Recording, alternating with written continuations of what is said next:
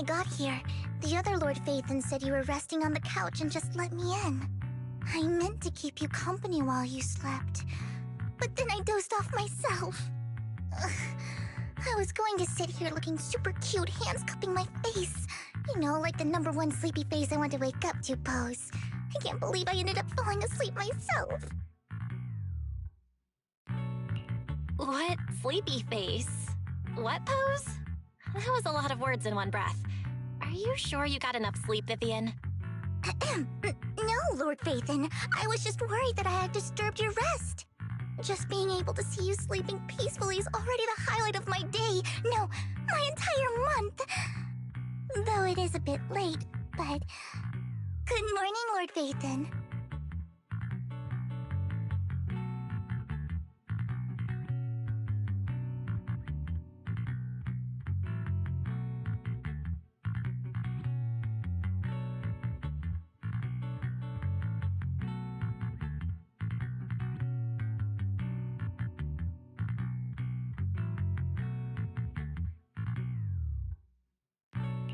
You're here super early today, Vivian. Is there something urgent? Mockingbird's death has stirred up quite the storm. I took some time to gather intel. It seems someone deliberately leaked the story that Hugo is an illegitimate child of the Ravenlock family, but I haven't found the source yet. Could it be Hugo's uncle, Hartman? Maybe he's trying to turn people against Hugo and Mockingbird by playing the illegitimate child card. I suspected that too. He could be using Hugo's background to make people believe Mockingbird is just another Top's pawn. To the upper class, Mockingbird may be insignificant, but it has a loyal following among regular folks. But after some digging, I was surprised to find that the public isn't turning on Hugo. They're actually starting to see him in a better light. Some people feel bad for him, some relate to his struggles, and Hartman's the one getting all the heat. Public outcry against Hartman is growing, with many believing he murdered Hugo for his own selfish gain. Tops is hosting an industry summit this week, a responsibility usually handled by the Ravenlocks. But my sources tell me another family has taken over this year at the last minute. If I'm not mistaken, Tops is intentionally keeping its distance from the Ravenlock family due to the current public sentiment.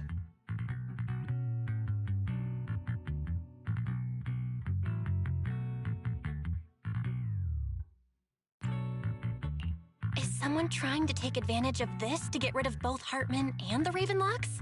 I think Hartman knows this too, which is why he's completely vanished. No matter how hard I search, I can't find a single trace of him. Hartman must have taken the sacrifice core. Now that he holds this bargaining chip, he is definitely going to negotiate his way out of this with the Exaltists. Sorry for interrupting, Vivian, but I need a quick word with Belle. Oh, no problem at all. I'm sure you have important Phaethon matters to discuss. Take your time. I'll just be waiting outside. We can't make our guest wait outside. Belle and I will step out instead. Oh, don't mind me, Lord Phaethon. I wanted to browse the videotapes anyway. I'll be right here. Just let me know when you're done. Belle, Lycon's outside the video store. He knows Vivian is with us, so he's hesitant about coming in. He's stressing over what he did to Hugo in front of Vivian, but he really needs to talk to us. Maybe you should go speak with him first. I'll go talk to Lycon. Honestly, neither he nor Vivian is at fault. As proxies, it's our job to be the bridge between them.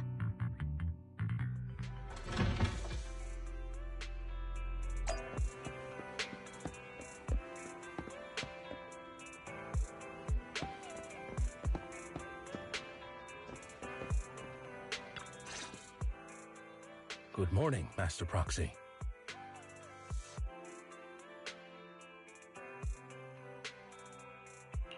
Good morning, Lycon. Wise mentioned you wanted to talk to us and Vivian about something? Yes, it's an urgent request from the mayor, one that directly affects New Eridu's safety.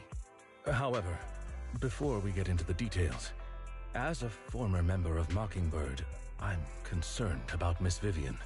Hugo made many mistakes and betrayed the principles of Mockingbird, but I'm certain he didn't intend to put Miss Vivian or you in danger. I don't know Miss Vivian very well, and I was the one who took her companion's life. I might not be the right person to comfort her, but I hope she doesn't regret the choices she made, or lose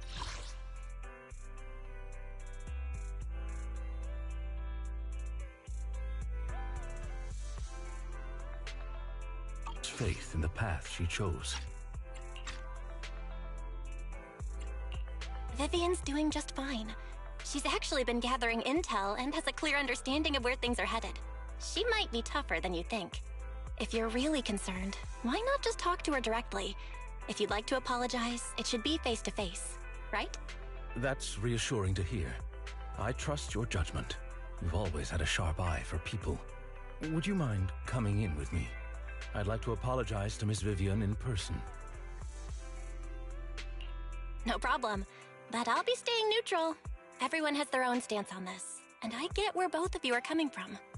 As a proxy, I'm just here to make sure you have an open conversation. I'm not taking sides. I respect that. Thank you.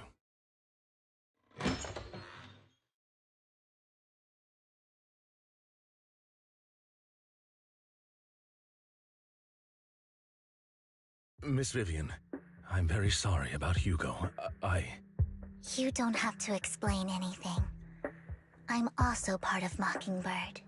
Mockingbird stands on more than just gain, so it won't fall when fortunes shift. Hugo had his fixations and ambitions. I also have things I must see through. I'm determined to get to the bottom of the Exaltists and the sacrifices. Miss Vivian, as a former member of Mockingbird, you have my deepest respect. You have my word, whatever comes next. I would never harm you or Master Proxy. As for Hugo, please accept my condolences. Condolences? That's not necessary. Mockingbird has plenty of tricks up its sleeves. This isn't the kind of act that ends so easily. Wouldn't you agree? You're right. Huh? That's it? You two just figured it out? Oh, that was fast. Master Proxy, I believe we all share the same goal. Uncover the truth of the Exaltists and the sacrifices. The Mayor has tasked me with inviting you to take on this mission, and hopes we can work together moving forward. If the Mayor wants to work with us, I trust he will demonstrate his sincerity in kind. Mockingbird will not serve as a pawn for the powerful. That will never change. Of course. While the Mayor cannot handle this personally, he will make sure we have all the intel and support we need. Miss Vivian, I know you have your own intelligence network, but for some high-profile shady dealings, perhaps the Mayor can provide you a different perspective. Please, take your time to discuss. If you're open to collaborating, I'll set up a call with the Mayor so he can speak with you both directly. I need to discuss this with Wise and Vivian. With so many people involved in this, we need to be very careful. Of course, I completely understand. When you've made up your minds, you can find me at the Ballet Twins.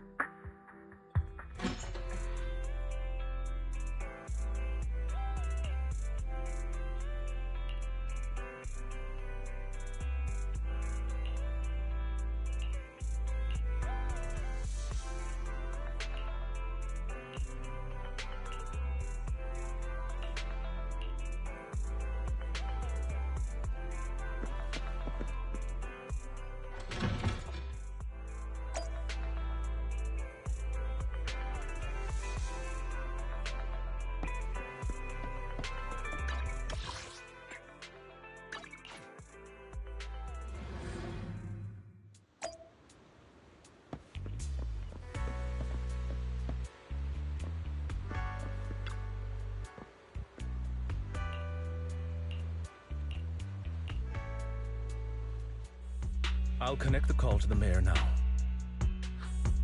My dear friends, I'm glad you're willing to keep working with me. I'm truly sorry about what happened to Mr. Hugo Vlad. I didn't anticipate things would turn out this way. As mayor, I can't fully condone Mockingbird's actions, but personally, I had a lot of respect for Mr. Hugo Vlad. I looked further into Bringer's map. The sacrifices were created by an exaltist named Landon, who was active in Janus Quarter. Mr. Landon passed away in an accident a few years ago.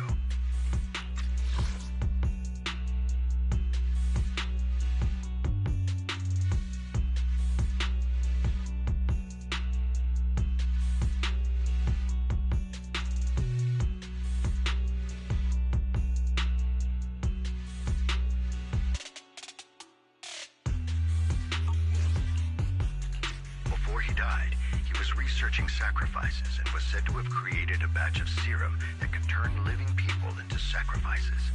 The problem was, the serum wasn't stable, and after his death, the recipe was lost.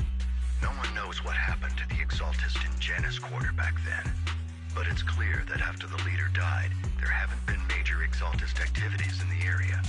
Bringer's map marks the locations where the exaltist's most successful attempts at creating sacrifices were.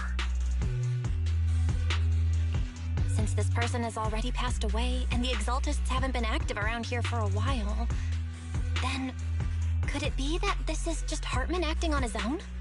Unfortunately, that's not the case. My sources confirmed that Hartman had been secretly in contact with someone, and they only meet inside the Hollow. Is it possible it's someone from TOPS? TOPS is a huge alliance of corporations. They wouldn't bother getting their hands dirty. Instead, they just sit back and reap the rewards. Everything Hartman is doing is to secure his place in TOPS and strengthen his power within the Ravenlock family. If my guess is correct, Hartman has gotten in touch with the remaining members of the Exaltists that used to follow Landon, helping them create new sacrifices. But what's in it for TOPS? There's no way the Exaltists would just hand over their secrets about sacrifices to Hartman, right? A sacrifice outbreak would throw the city into chaos. And that's when TOPS steps in, taking control of the situation on their terms. The public will see the mayor as incompetent, while TOPS comes off as the real protectors of the city. And when that happens, public trust will shift towards TOPS. And Mr. Mayor, you might find yourself in an unfavorable situation. Still sharp as ever, Miss Vivian. So, what exactly do we stand to gain from partnering with you? Please don't tell me you're doing this out of some noble concern for your citizens. I'm not some hero of justice, and I don't believe in lofty ideals or empty promises. We have a common enemy. While our ideologies may differ, we can work together on this. And as proof of good faith, I may not know exactly where Hartman is, but I can fan the flames over Mockingbird's death and escalate conflicts within the Ravenlock family. So it was you behind the rumors. No wonder I couldn't trace the source of the public outcry. I'm not the one who started the rumors. I just helped them spread faster after they leaked. And I pulled a few strings to make sure the story painted Mr. Hugo Vlad as a heroic figure who was unfairly persecuted. As I said before, I had a lot of respect for him, and I'd be happy to clear his name. Now let me lay out my terms for collaboration. After looking into it, I found that the dormant sacrifice you discovered wasn't the only one. There are more places where sacrifices might be lying dormant. Too many eyes are on me right now, so I can't send my own men to deal with it. I'd like to ask you to retrieve the sacrifices from those locations. I'll make sure to dispose of them once you do, so no one will be able to use them again. On top of that, I've asked a friend to help monitor your physical condition, and maybe even uncover more of your potential. Her research overlaps with your teacher's work. You don't need to worry about her capabilities. She's a Void Hunter rank special investigator. Really? A Void Hunter ranked special investigator is going to be assisting us? And she's involved in our teacher's research? That's right. She's heading to Janus Quarter for some business. I wanted to set up a formal meeting, but she declined. She prefers to assess things on her own, and will reach out when the time is right. She'll let you know the details then. So it looks like you both are on board with this commission and ready to help recover the sacrifices? Okay. We don't want new Eridu falling into chaos either. We'll do what we can. I know you won't let me down. Given our positions, we might not be friends, but we're definitely not enemies. I'll leave the rest to you then. I've got to go. Goodbye.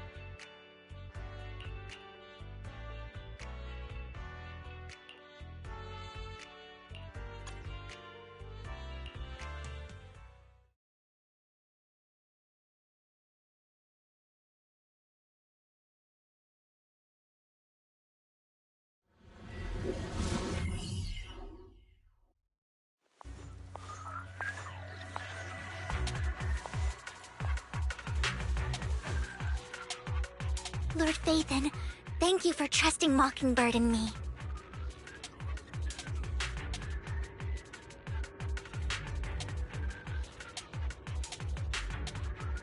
A short pause can lead to a sweeter melody.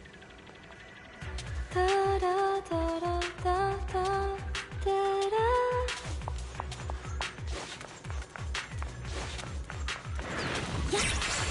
Yeah, turn under. There's no time to lose.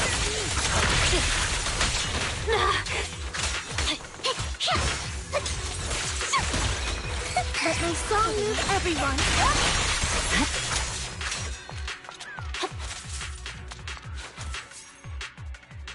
Has someone already taken the dormant sacrifice from here? Or did the Exaltus decide no? If these dormant sacrifices aren't...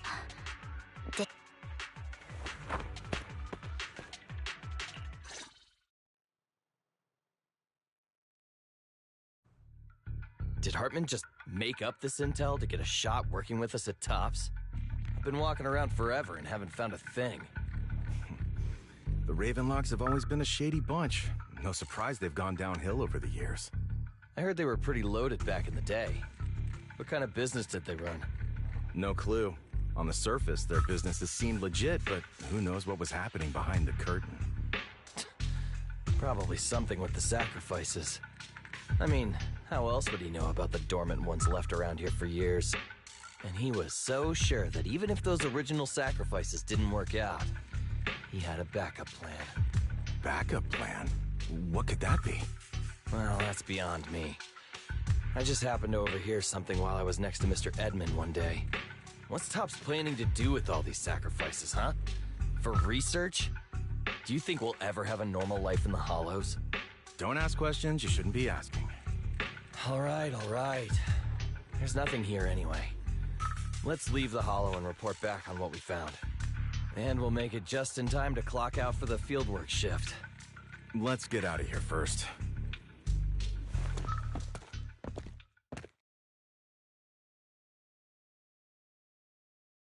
Hartman, that fool. He'll do anything to get into Tops, even if it means playing with fire. She's an Exaltist. Human lives have never mattered to her. The more people get dragged in, the greater the danger. Vivian, I've been dying to know, who's this she you keep mentioning? I apologize for losing my composure. Please don't mind me. The she I'm referring to is with the Exaltists. someone I have a history with. That's why the moment I heard about the sacrifices, I felt compelled to uncover the truth. I never meant to hide anything from you. It's just that, for me, the Exaltists bring back painful memories. And I'm not ready to face them yet. So, Lord Phaethon... Sure. I can see the Vivian I know now is super brave. Lord Phaethon... If we weren't in such a hurry, I'll make note of this and make sure to get it done before bed. First things first, let's track down those dormants. I wish we knew what Hartman's backup plan is. I just can't shake the feeling that... something bad is about to happen.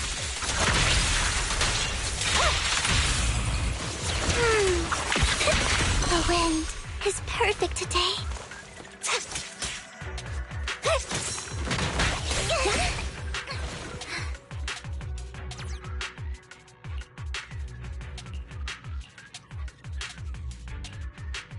Hugo may have done terrible things, but he had his reasons. Mockingbird might be seen as the bad guys by a lot of people, but...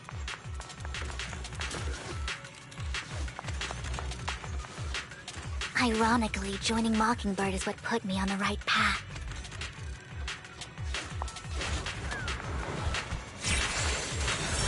For the first time, I only needed for more than just an curse. Nothing here either. Are we too late?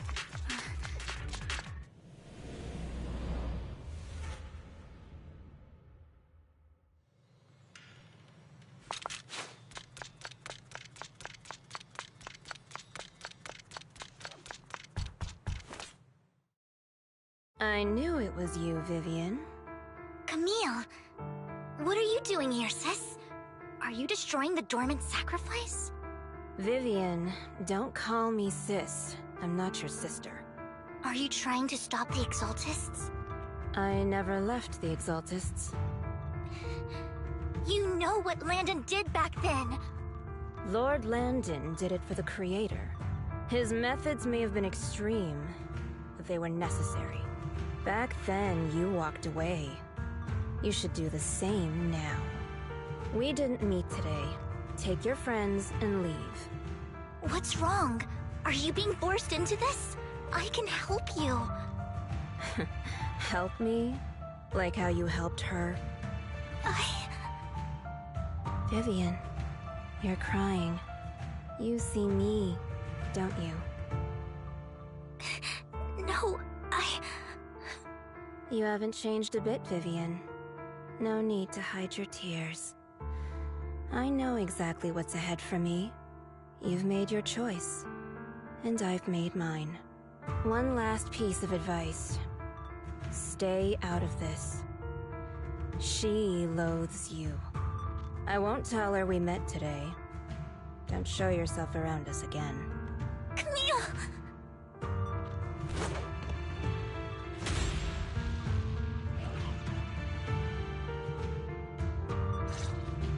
Lord Phaethon, watch out! I'll tell you what that was about later.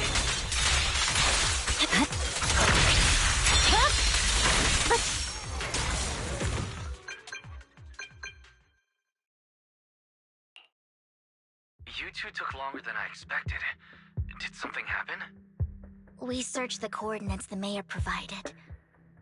Camille, the Exaltists have been active. The Exaltists? Vivian is telling the truth. And one of them, I thought she would leave the Exaltists. Do you have a history with... When I was a child, I stayed back then. Landon was one of the most respected figures among the Exaltists in this region. A lot happened. And after Landon died, I left. I can't turn a blind eye to the sacrifices. I know all too well how many lives have been lost bringing them into existence. Ever since I learned a sacrifice had appeared in Janus Quarter, I haven't been able to stop worrying. I won't let history repeat itself. That's why I asked Hugo to investigate, starting with the Sacrifice Corps. Vivian. Please stop. I'm not looking for comfort. I'm just recounting the story for you to understand the situation. We've got bigger things to focus on. But when I do need comforting, I'll come straight to you. I hope you'll make time for me, Lord Vathan. Just so you know, I'm not the easiest to console. No worries. I'll totally have your back until you're feeling better. Okay. Back to the matter at hand. That conversation between those two TOPS employees back in the Hollow is still bothering me. They said Hartman had a backup plan, and that got me thinking about some news that was quietly swept under the rug. Lately, there have been mining accidents in Ravenlock-controlled areas. Many workers have died. The families were paid off with huge settlements, way more than usual. No protests, no controversy, and the issue was buried. But considering the Ravenlock's financial position, why would they be so generous with payouts? That sounds sketchy. Are you saying they made up the accidents and the workers' deaths? Precisely. I don't think those workers died in mining accidents. I'm planning to reach out to some old friends, see if they've heard anything about this. Do you have time, Lord Vathan? My contacts are just near 6th Street. Care to join me? I'm in. Let's go together.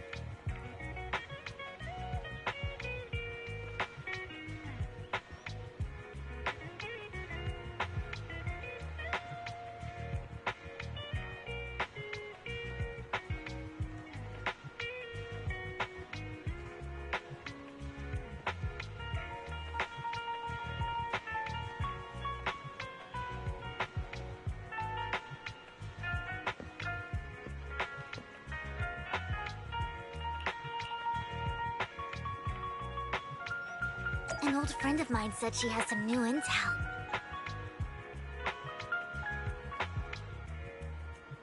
She's like a mentor to me.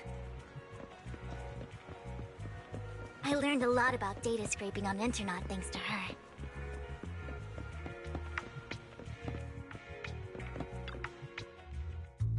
Rain! Long time no see. Yeah, it's been a while. Rain? You two knew each other? Yeah, Phaethon. Long time no see. Rain! You actually know that Lord Phaethon is Lord Phaethon? No, I mean, you actually know Belle is Lord Phaethon. I didn't know right away. One time, I needed a favor from Nicole. I only found out after meeting them. I mean, who would expect a legendary proxy to be running a video store for a living? Oh, by the way, your idol... Rain, let's not bring up old stuff. Lord Phaethon wouldn't be interested in that. Why are you all tense? Right! Lord Phaethon lives on 6th Street too, and might know your idol. Remember when you traced that post on Internet to 6th Street and actually went to check it out? And you came back all bummed, spouting nonsense.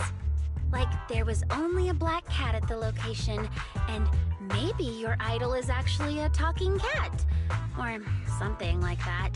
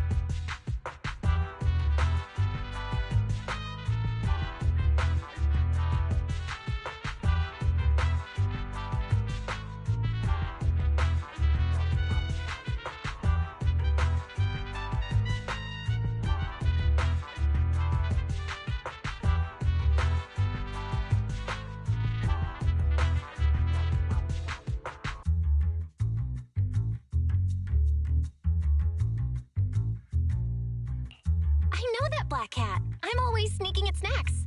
Lord Phaethon, please, let's drop this topic. Come on, Vivian. It's been years and you still won't say who your idol is. If you'd just let me, I'd have tracked them down ages ago. I get it. You want to find the person who's important to you on your own. But you've tried so hard already. It's okay to lean on me a little, you know. I'm sure your idol won't hold it against you. I shouldn't have come to see you. Huh? What's wrong? Hey, Rain. Vivian said you might have some new intel. So let's get to the important stuff first. All right, let's get down to business. Here's something I'm pretty sure about. The Ravenlock family's claim that those missing workers died in an accident? Don't buy it. The last signal from those workers was near the Hollow. Then communication went dark. I think they were taken into the Hollow. And yesterday, I picked up that the Ravenlock family secretly hired some people to search the Hollow's perimeter. I caught a weird distress signal from someone and managed to track down the source. When I tried to reach out, the signal cut out completely. The last trace of the signal was near Lumina Square. Finding someone in real life isn't really my thing, so that's where you come in.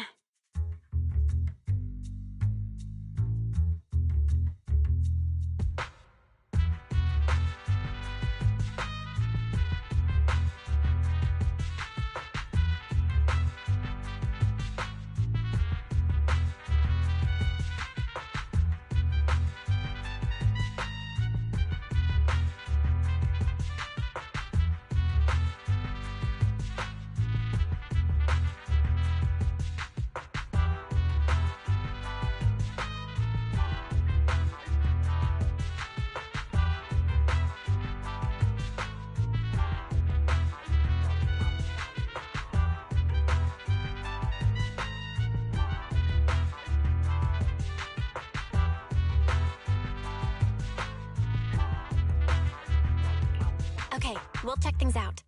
You just said this is something you're sure of. Do you have anything you are unsure about? I dug up some info online, and one thing stood out. A few days ago, there were some creepy sounds coming from an abandoned warehouse by the port. The place was locked up, so no one could see what was happening inside. Not sure if it's related to your search. If you don't find anything useful around here, it might be worth checking out. Well, that's all I have for you. Thank you, Rain. Don't get all emotional on me now. I'm just helping out a friend. This one's on the house. Consider it payback for the favor you did me last time. But if you still want to find your idol, hit me up. I've been curious for what... Alright, don't worry about it. I'll manage it myself. Stop being so nosy, Rain. Nosy? Nah, just professionally curious. What kind of person is worth all this searching, huh? But honestly, whoever they are in real life, they've become a part of you. You've come a long way in this search, Vivian. I much prefer the person you are now. So if you find this person, don't chicken out. Go meet them. People will appreciate you for who you are. Rain. I might not care about the real world or what it'll be like, but I hope everyone I know can live a good life. I'm counting on you to save the world, guys. All right, I have other business to take care of, so I'll leave the rest to you.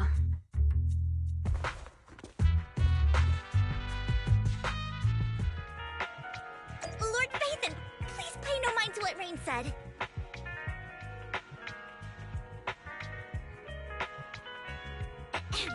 That big guy's up ahead. Let's hurry.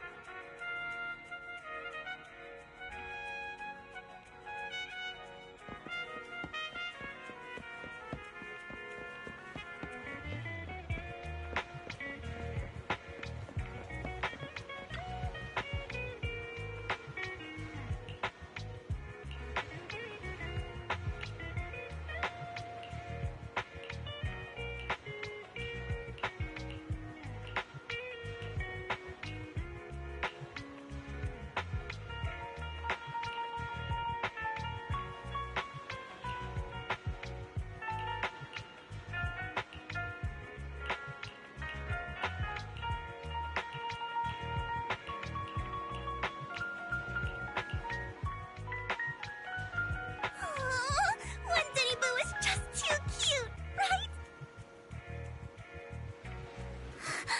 I didn't know you helped it too. I knew Lord Phaethon was the best in the whole world.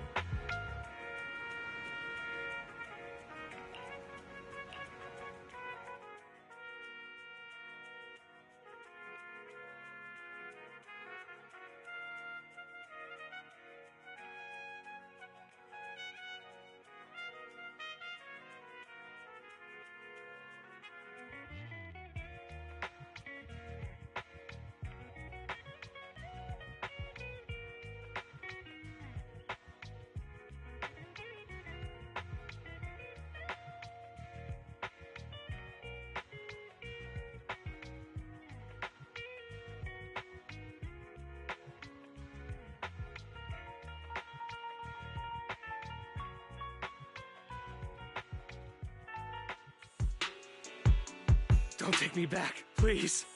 I was wrong. I know I messed up. I don't want your money anymore.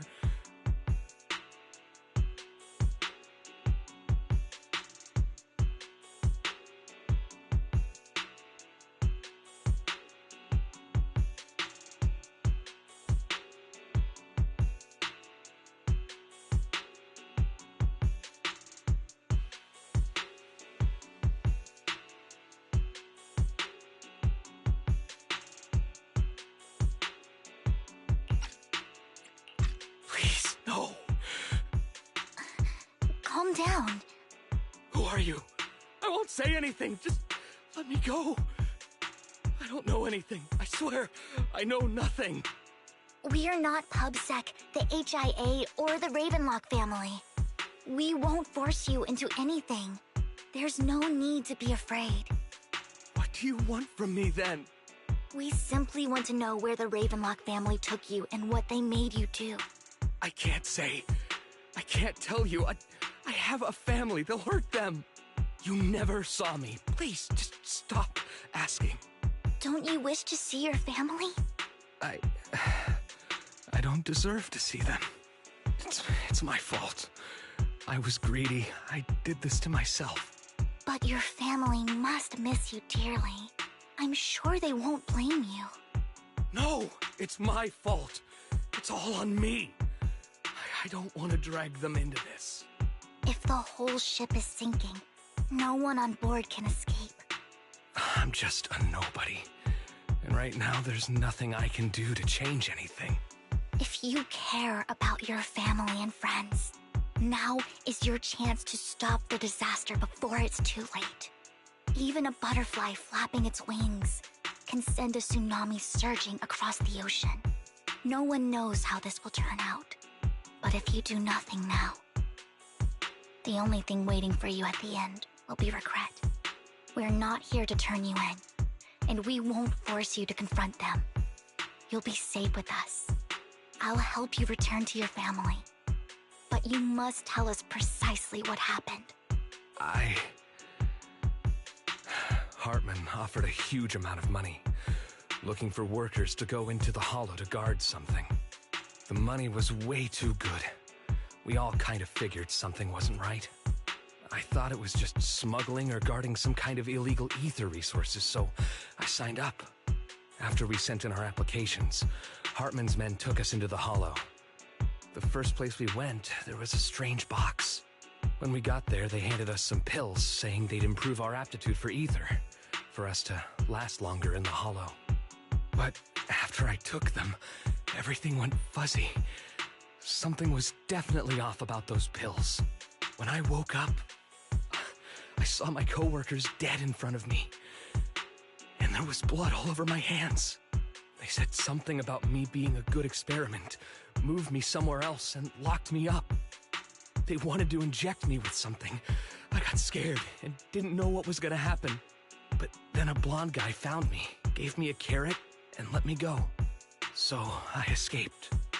I didn't want to kill anyone. I don't know. It wasn't your fault that your coworkers died. You were just a tool in their hands. Do you remember the place they first took you?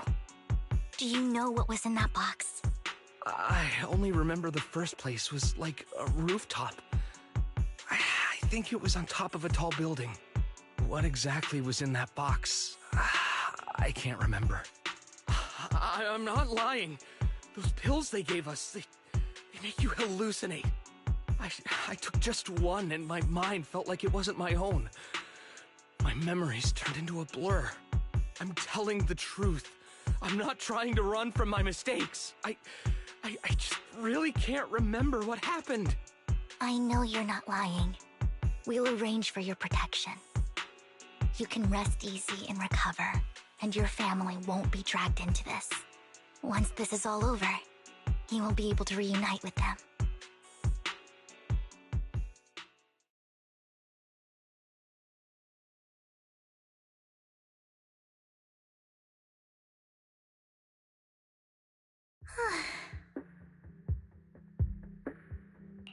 I've been meaning to say this for a while, Vivian.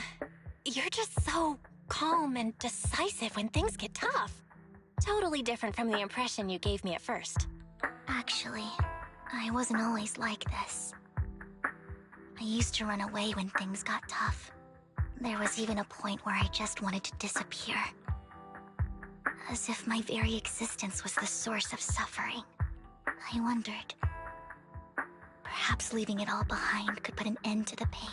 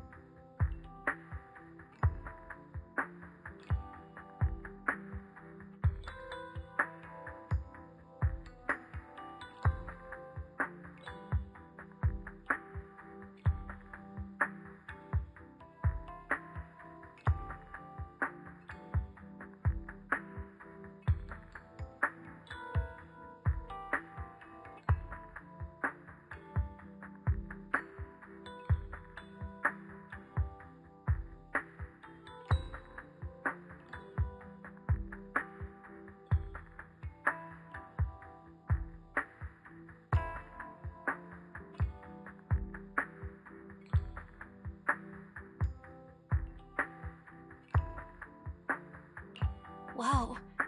It's hard to imagine you like that. I mean, you had this super intimidating vibe when we first met. Well, I was on a mission at the auction when we first met. And just as Rain said, I've come a long way from who I used to be. Speaking of Rain, it's still wild to me. I never thought you and I would have mutual friends. And you even know one Denny Boo. Can you believe we might have passed each other so many times without even realizing it? Enough about me. Tell me more about you, Lord Phaethon. Where have you been? And what have you experienced?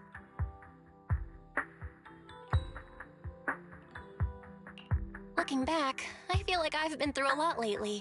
My brother and I even lost our Phaethon account. Oh, everything started when the Cunning Hares took something from the Red Fang gang.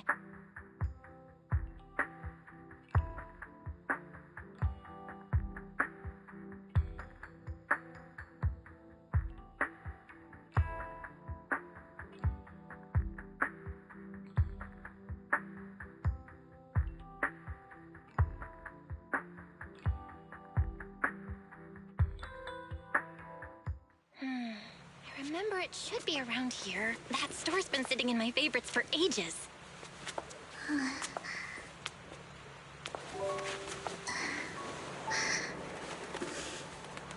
Lord Phaethon! Huh? What's up? I've seen that black cat on 6th Street. That harmonica in the outer ring you mentioned. I've heard it before, too. I've even been to the monument outside Hollow Zero. But none of that was a coincidence. It was me.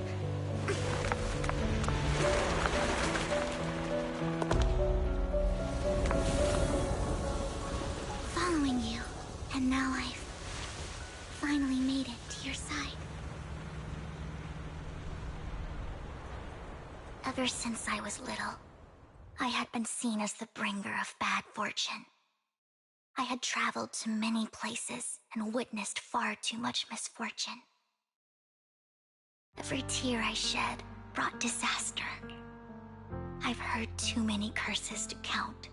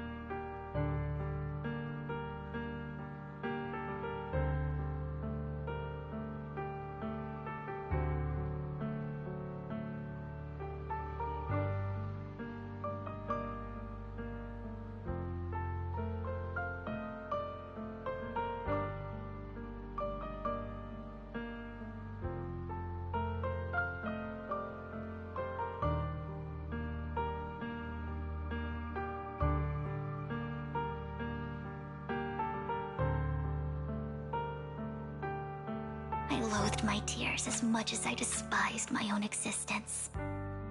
Wherever I stayed, tragedy followed. I had roamed too many places, and each time, it ended the same way. I didn't know where I could go anymore. One night, I stumbled upon a post discussing me. Whether they knew me or not, everyone seemed convinced that I was the source of the curse. Some mocked me with cruel intent. Some wished I would vanish, and others speculated maliciously. It really seemed that my very existence was a disaster. In that moment, as darkness enveloped the city, I saw lights flickering to life all around New Eridu. So many lights, and not knowing where to go, I thought, if only I could disappear into those lights. I made up my mind, and right then, my phone rang. I decided to take one last look. I wanted to know who left me my final message from this world. It was you, Lord Phaethon. Wait, really? Me? Yes. And I checked with the other Lord Phaethon. You were the one using the account at that time, but I know you probably don't remember it. After all, it was just an ordinary day, with an ordinary post and meaningless comments online. But for me, it was the night I finally realized where I could go. I wanted to walk the paths you had walked, see the sights you had seen. And then, one day, share it all with you, face to face. What did I even say in that comment? I can't remember off the top of my head. Well, you'll have to figure it out for yourself. I'm not telling you. Huh? No! So, Lord Phaethon, thank you. Not only for that comment you made that day, which was a silver lining for me, but also for giving me the courage to become who I am today. The Vivian standing right in front of you now. Lord Phaethon, I truly like who I've become.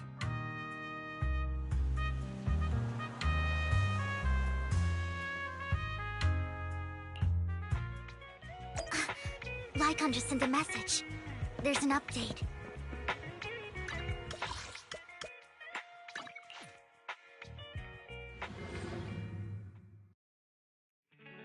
Belle, you're back. Lycon told me he wanted to meet up with us online to discuss things when you returned.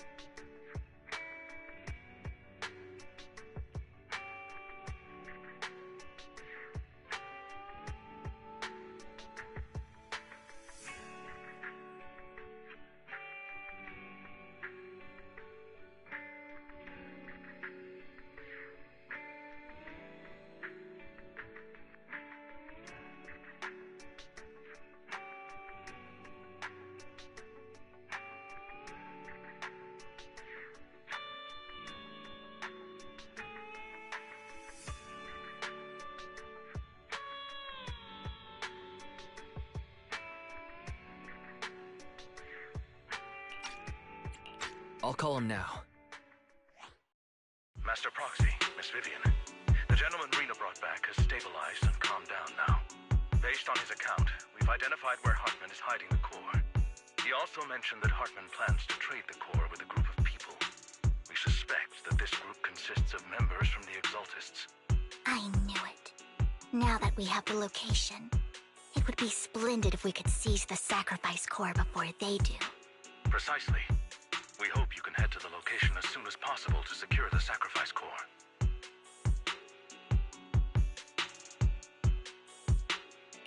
We've got this.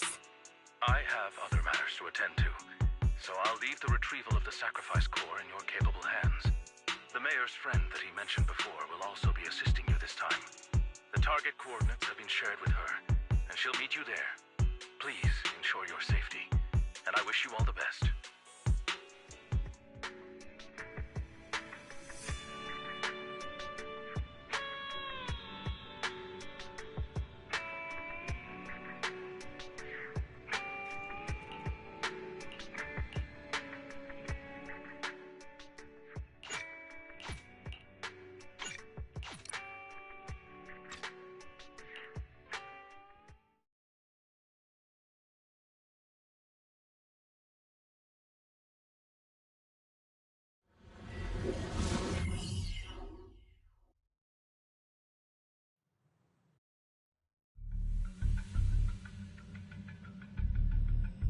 Where's the sacrifice core? Camille, you really think I'd stroll around with something this important? Plus, even though the Ravenlocks and the Exaltists have been working together for ages, I've hardly even met Lady Dina. I'm the one offering the sacrifice core here. I'm curious what Lady Dina's got lined up for me in return? I'm just here to verify that the core you mentioned is real. Once that's sorted, Lady Dina will give you a proper response. Our partnership isn't just talk. We need to be sure you have what we need before moving forward. Sure thing. I'll take you to where I keep the core. Once you verify it's legit, have Lady Dina come over.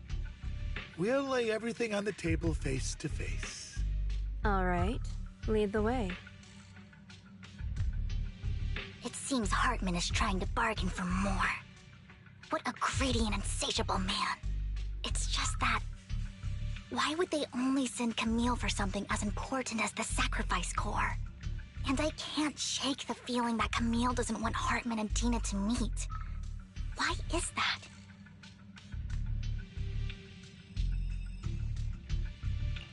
Who's this Dina he just mentioned?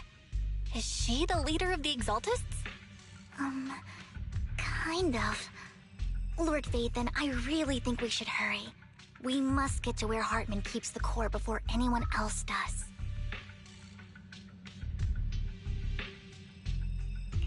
I've got a shortcut planned, but there are gonna be ethereals along the way. I'll let you handle them, Vivian. Don't worry, Lord Vathan. You're in capable hands. I'll ensure your safety.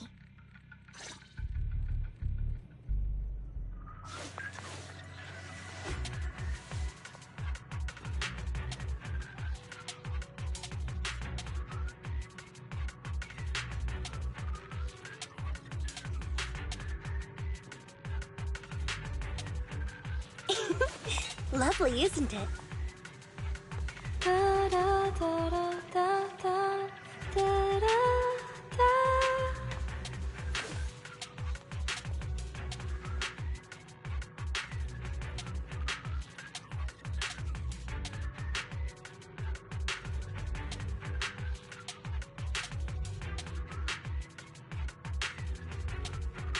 How about a song? Hmm? Hey. Yeah. Ethereals! Stay away from Lord Vathan!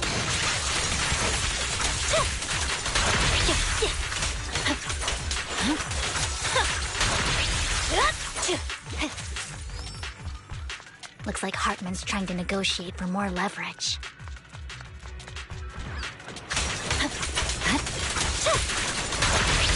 Let's get out of here before we're spotted. Let's keep moving, Lord Vathan.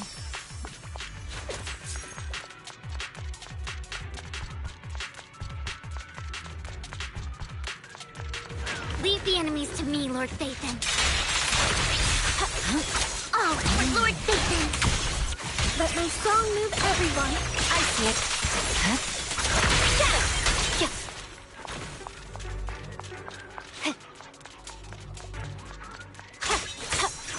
They're still over there. Looks like they're arguing.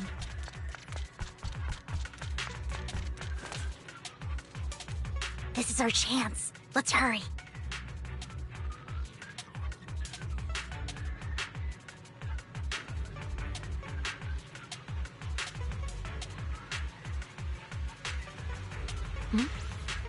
If there's nothing to do...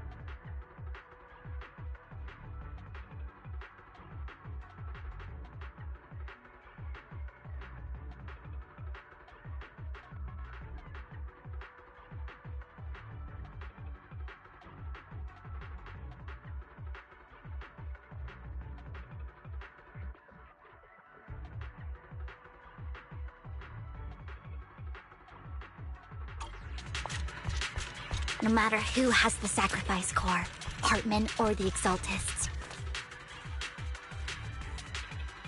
Hand over what's in the box. Or we do this the hard way.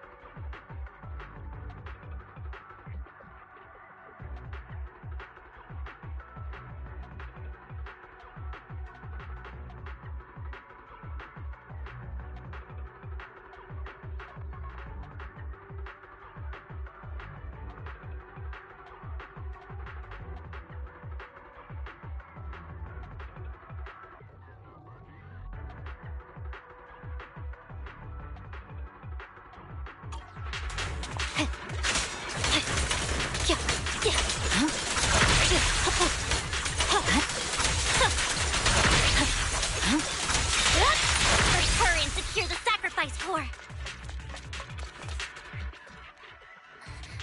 Lord Vathan, the box is empty. So Hartman never kept the core here to begin with? How did you even find your way here? Where's the core in the box? What did you do with it? You call this keeping the sacrifice core safe?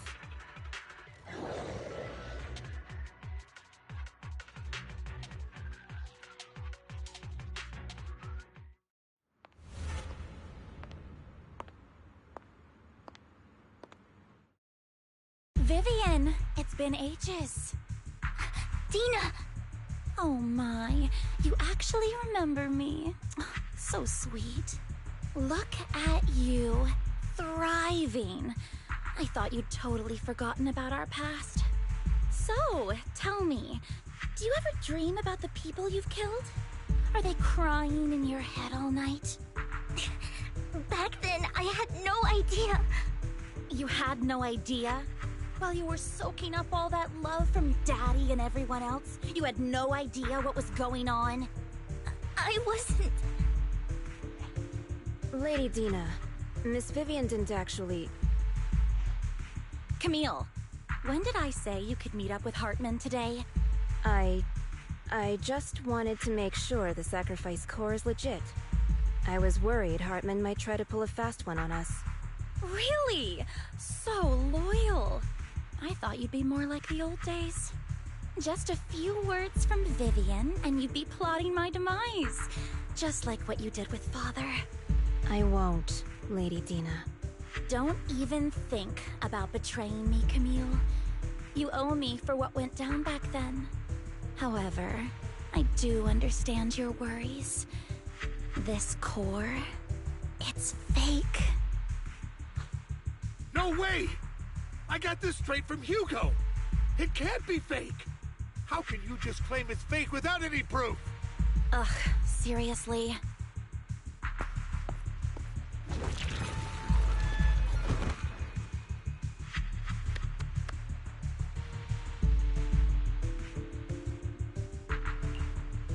The sacrifice core can max out the ether particles within human bodies in no time at all. But look at your little subordinate. How uncouth. He's making noises like some animal. Can you shut him up? So annoying. The masterpiece Father made for the Creator isn't this worthless piece of junk you're holding. So, the real core. Vivian, where do you think the sacrifice core is really at? I don't know. If I knew where the real core was, I'd destroy it without a second thought. Dina, you understand what the sacrifices are. And you know those who were blessed should not have to endure such horrors. Oh, they shouldn't have suffered those horrors. Weren't you the one who decided if they'd be blessed or not? If it weren't for your tears, how would they have encountered such misfortune? How self-righteous, Vivian. Their fates were in your hands. It was you who brought disaster on them. Landon just needed an excuse. He needed someone to blame. Whether I shed tears or not, he'd treat living beings as mere subjects for his sacrifice experiments. Dina, you know all of this. Landon even went so far as to sacrifice you. Shut up, shut up, shut up! Father did it for his great cause. Vivian, why do you always mess everything up for me? Everything! You did it before, and now again! You just had to ruin my plan. I was so close to fulfilling Father's last wish. If you don't give me the sacrifice core, be prepared to become food for the ethereals. I told you I don't have the sacrifice core. Otherwise, I would have destroyed it already. Lord Phaethon, find the right moment to retreat. She can be quite unpredictable when her temper flares. Oh, really? You don't have it? Then I suppose there isn't a reason to keep you alive.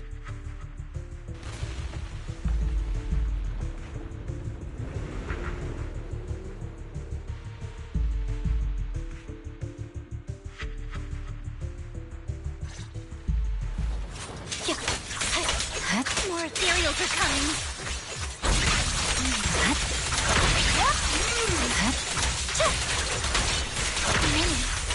No chance to get out of this.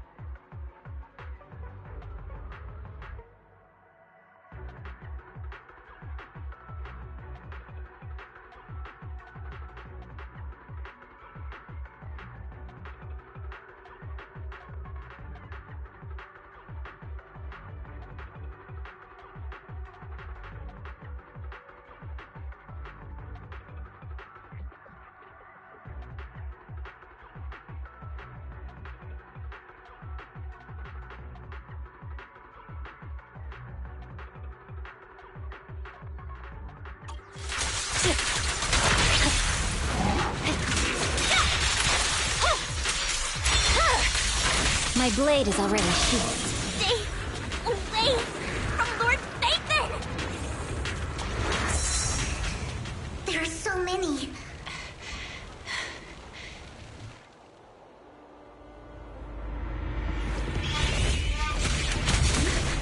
It's ink?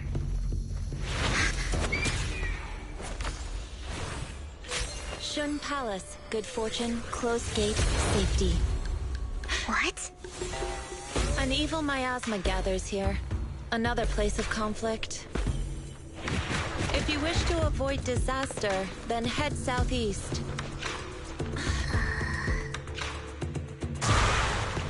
Now! Thank you.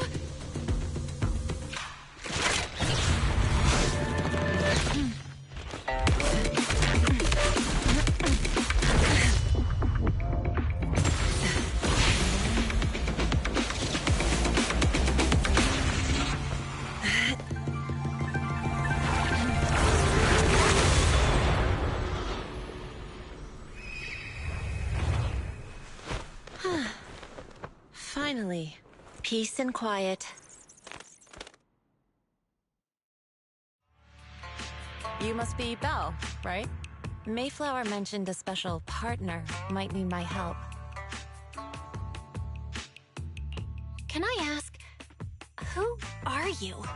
I'm the 13th generation master of Yunque Summit. You can call me Yishuan. Mayflower passed along your info, and I was curious what kind of person you are, so I came to see. At first, I thought it might be a hassle, but your energy feels really calming. Quite nice, actually.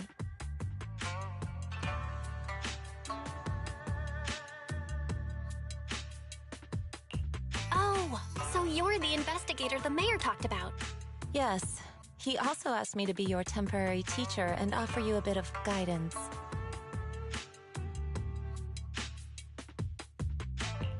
Guidance? What exactly does that mean? Unfortunately, this isn't the right time or place to talk. I have some investigation work to catch up on, and it seems you've got quite a lot on your hands, so let's part ways for now. I'll find a good time to visit you soon.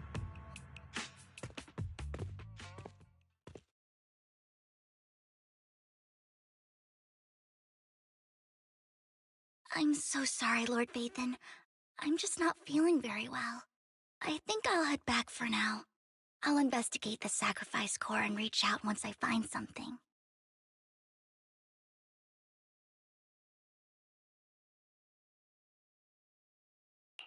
You definitely need some rest. Let's get out of the hollow.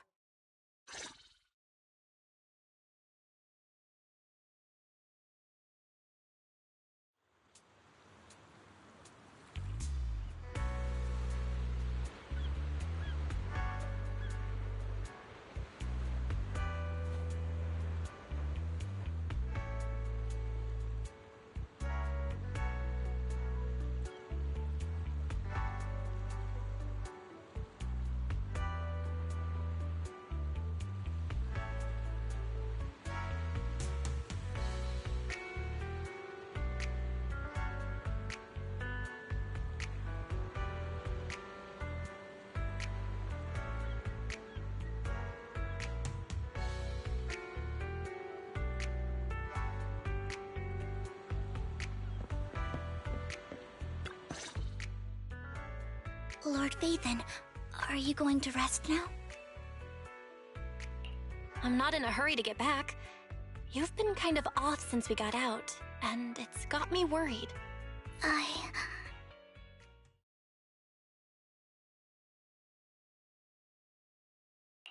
If something's bugging you, just spill it if you want to. I'm a pretty good listener, you know. I didn't mean to keep my past from you, Lord Vathan. When I was little, people thought I brought misfortune, so no matter where I went, no one wanted me around for long.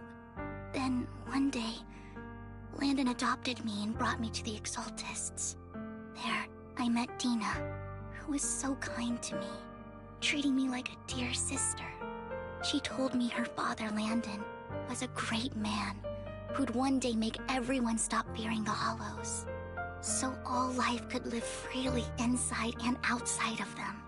Tina helped Landon pick people for the blessing, and everyone in the Exaltists respected her greatly. Those who received the blessing would have a better ether aptitude, allowing them to enter the Hollow freely without fear of sudden disaster. Back then, Dina would chat with me every day, always about the Exaltists and her father. But things between us shifted when Landon asked me to step in for Dina. Landon told me I didn't only bring misfortune, and that if I listened to him, I could actually help people.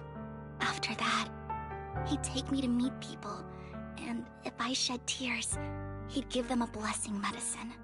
Those who got the blessing could dodge calamities. At first, I was ecstatic, thinking I could help others.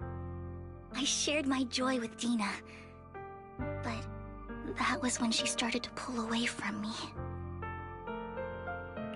The blessing medicine. Please tell me that wasn't the sacrifice serum Bringer had? Yes. To be precise, it was an early version of the sacrifice serum. Landon's medicine wasn't stable. The medicine Landon developed could boost abilities quickly, but also sped up the development of ether corruption. In the end, most people turned into ethereals, and a few became sacrifices, losing all human consciousness. The ethereals were killed while the sacrifices were given to the higher-ups of the Exaltists. The Exaltists wanted the sacrifices to hold human consciousness, so Landon's medicine was seen as a failure, and he gradually lost influence within the Exaltists. One day, I saw Dina, and tears streamed down my face. In a bid to save his reputation, Landon decided to let his own daughter receive the blessing. I had always thought that getting the blessing was a good thing, until I saw terror in Dina's eyes that day. That evening, I broke Landon's rules for the first time, and followed him out of the Exaltist's residence. I trailed him to the Hollow, where I witnessed someone who had been blessed becoming corrupted. In the end, that person became an ethereal. Then, without hesitation, Landon killed him. Before Landon returned, I went back to the residence and snuck into his study. And there, I uncovered the truths I just told you. And just a few days later, it was time for Dina to be blessed. I wanted to save her and stop anyone else from getting deceived. So, that day, I told everyone present that Landon should be the one to receive the blessing, not Dina. At first, Landon argued, and no one believed me. But, in front of them all, I looked at him and let my tears fall.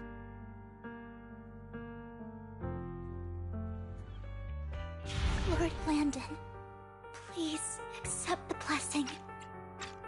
Vivian, you... Why won't you accept the blessing? Were you lying to us? Ungrateful fools! You have no use anymore! Liar! Run! Run! Dina! Dina, wake up! We have to go! Vivian? What's happening? Listen to me! Lord Landon's so-called blessing isn't...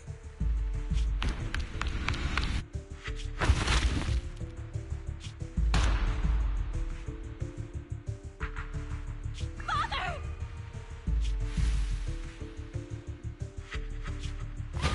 No, I was just...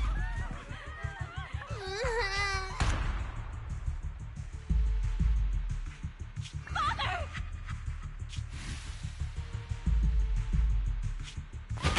No, I was just... Mom, Listen to me! Lord Landon's so-called blessing isn't... Dina! Dina, wake up! We have to go! Ungrateful fools! You have no use anymore! Lord Landon. Ungrateful fool! Dina! Dina, wake up! Listen to me! Lord Landon's so-called blessing isn't... No, I was just... Dina, I just didn't want you to accept the blessing. Everyone who does ends up... He's my father.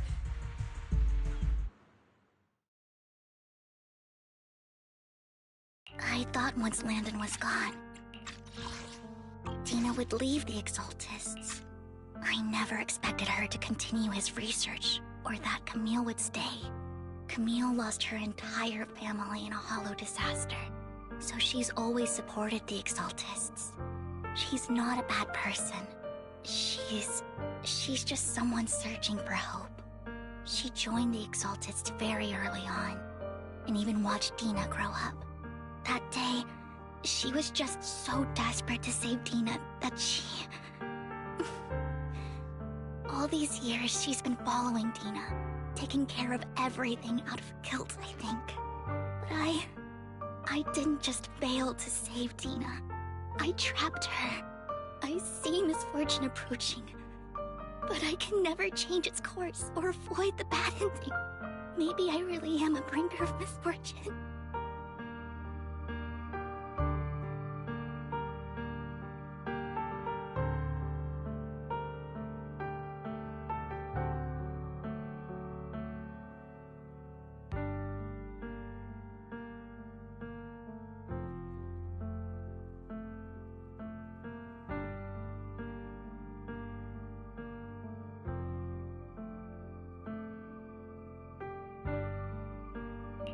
No way.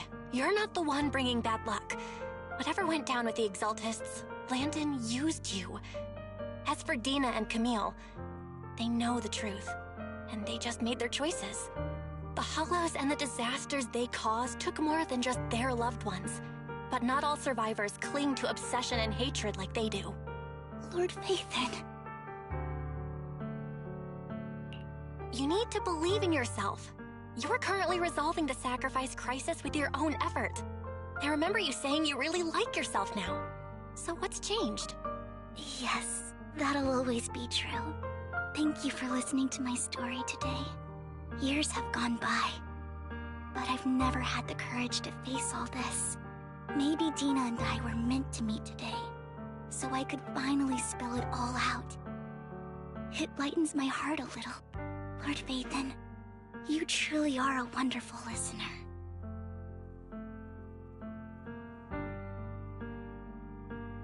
Whenever you're feeling down, don't hesitate to come to me. I will. It's been such a long day. You must be exhausted. I'll track down the location of the sacrifice core and let you know what I find. Good night, Lord Phaethon.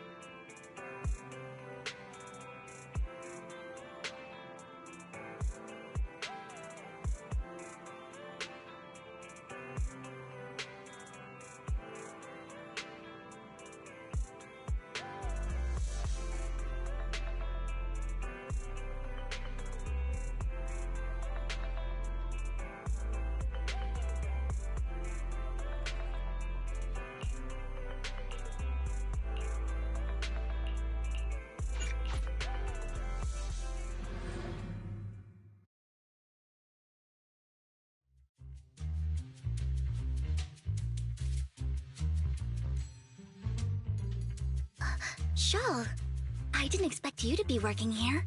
Perfect. I was just covering someone's shift. The screening here is super strict, and I was afraid the supervisor would realize I was new and subbing for someone, so I hid in the control room during the supervisor's inspection. So I happened to bump into this guy, a blonde man wearing a hat, and I think he was checking some footage. Then he logged that footage into the tape he brought. Later, I found that part of the footage had been wiped. Blonde, wearing a hat. Could it be Hugo? Do you know him? I think it's him. If it were Hugo... I think I know where he would hide the tape. Thank you, Shaw. You were a big help. Great!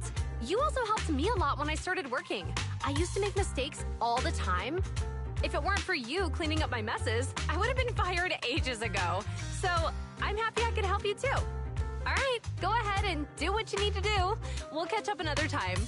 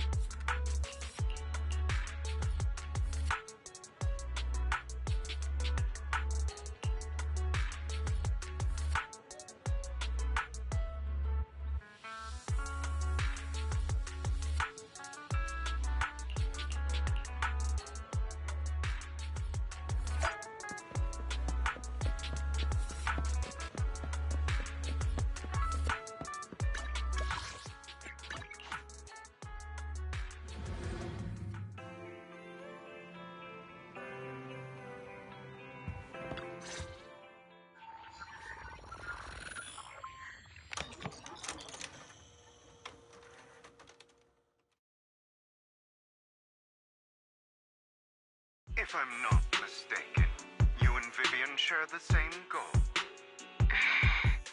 Silence is no good for negotiation. I just don't want Dina to reach a point of no return. Hasn't she already reached that point with what she's doing? The formula for the Landon serum was lost, but a batch survived, and Dina was able to develop a substance that can be used for mind control. She's trying to combine the two to make sacrifices that would obey human commands.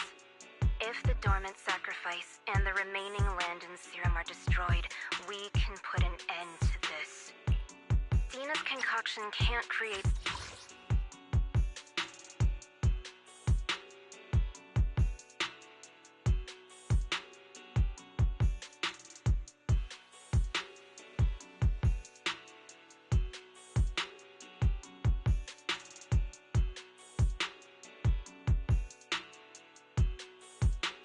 sacrifices on its own. And the sacrifice core? That belongs to the creator, not her. Although I find Landon's methods despicable, I can't deny that the Exaltists and the creator are leading us in the right direction. I just don't want Dina to spend her life trapped by her father's mistakes. I mean, no offense, but I find your protectiveness rather weird. I will confirm the location of the dormant sacrifice and find the chance to relay the information to you. I do not want any of my people to be going into danger. As for the sacrifice core, I can only guarantee that it will not fall into her hands. As for how things will ultimately play out, the creator will guide me.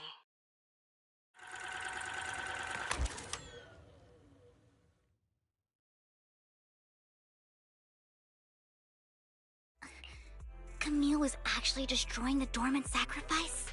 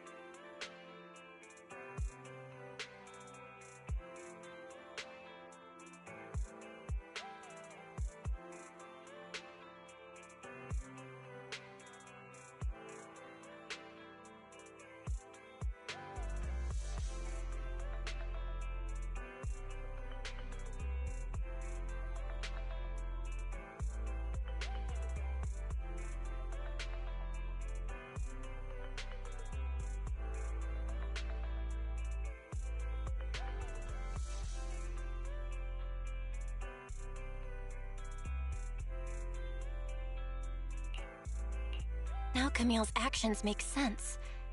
But why did Hugo never tell us? Hugo. Val, Lycon said there's something... All right, let's patch him in. Master Proxy, I apologize for disturbing you. We have just learned that the Ravenlock family will host a banquet tonight.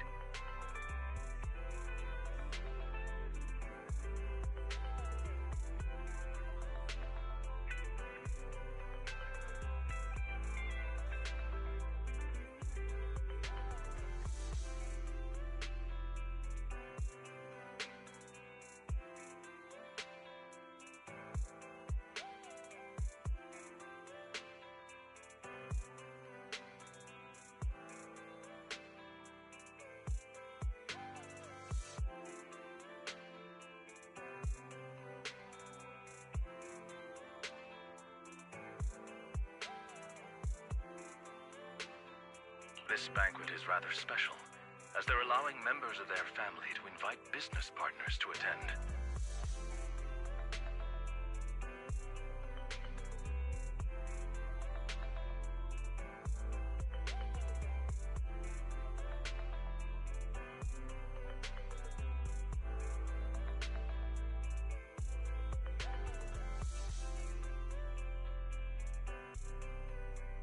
With Hartman at the center of controversy, there are many members of the family who are eager to use this opportunity to replace him.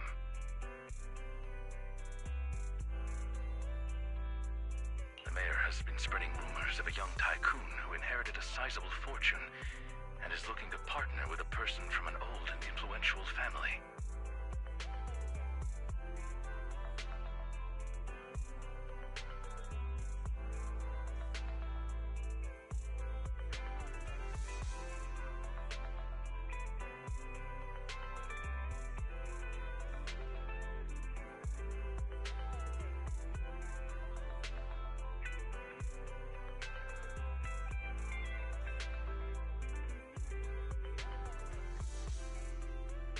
This information has lured a young man named Burton from the Ravenlock family. So, you want me to pose as this tycoon and use Burton to infiltrate the banquet?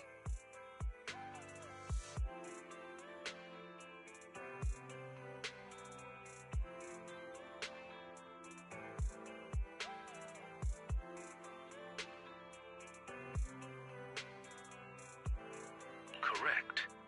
And Hartman's study is also located within the venue. I see. Hartman's study might hold valuable information.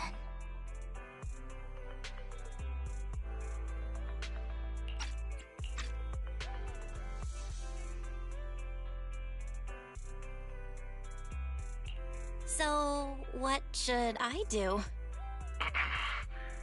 You can attend as her +1. +1? Lord Phaethon, please go with me! Master Proxy, it seems Miss Vivian requires your presence, so... Yes, just your presence will help me immensely! All right, then let's go together. I'll send you the time and place for the meeting with Burton. If you encounter any danger, please evacuate immediately or contact me for backup. I hope everything goes well for you tonight.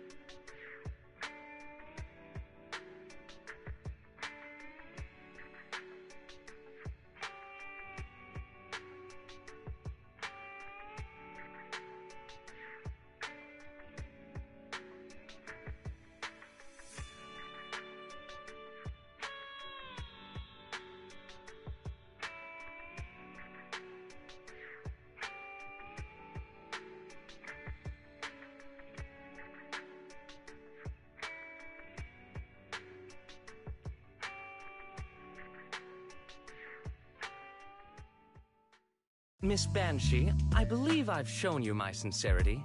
Now how about you? Sincerity? My presence here is a show of sincerity. If we're to work together, Miss Banshee, you should drop your pretentious act. I am well aware of the ways of the Ravenlock family. If I were to come empty-handed, I probably wouldn't even be able to make it out the front door tonight. Since I agreed to come with you, and even brought along my most precious companion, does that not show my deepest sincerity? No need for such an off-color joke. Our door is always open for those coming or going. We both know what's what, so let's cut the small talk.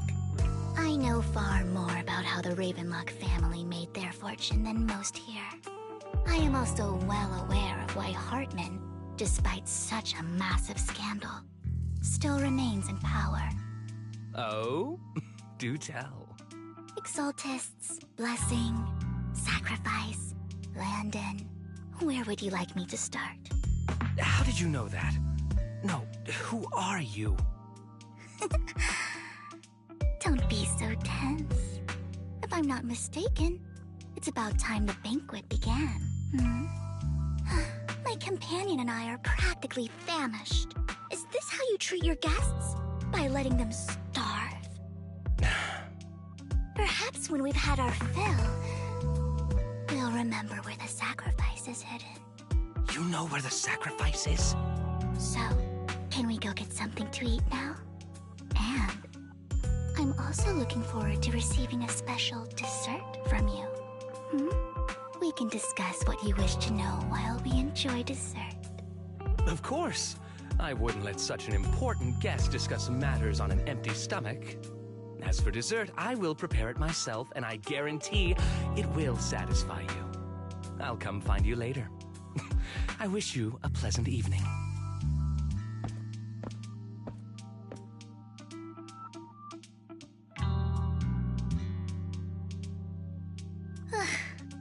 These kinds of people are exhausting to deal with. I really don't know how Hugo used to put up with it.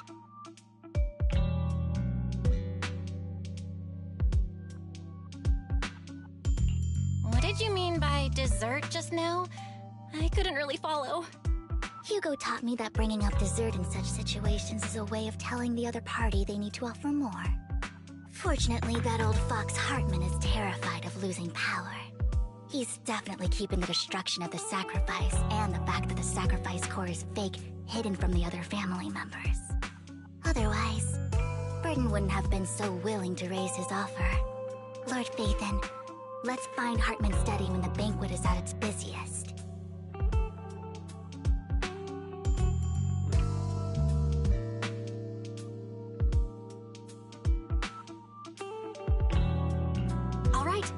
Taken note of the surrounding terrain. Once more people arrive, we'll enter the garden through the door in the corner of the banquet hall. Wherever you go, I'll follow, Lord Phaethon.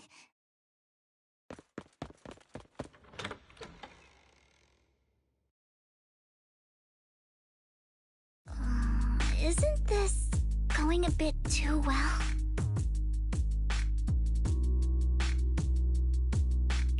Perhaps we're just lucky? Plus, their security measures outside were so tight. Maybe it's more lax inside. However, just to be safe, I'll call Lycon.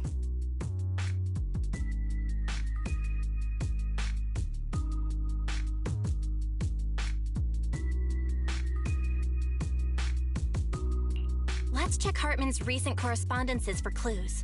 I still have concerns about the sacrifice core. Right. Though the core he gave Dina was fake, Hartman might have left a trick up his sleeve and hid the real one.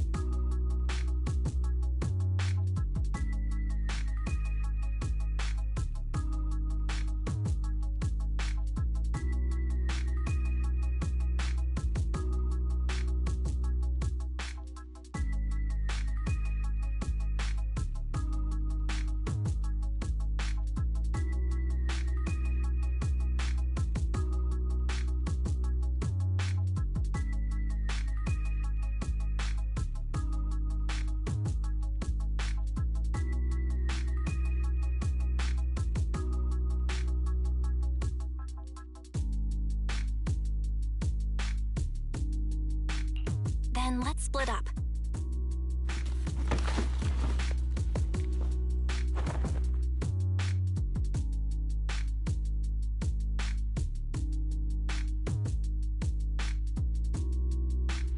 Esteemed guests, is the catering at the Ravenlock family banquet not to your satisfaction?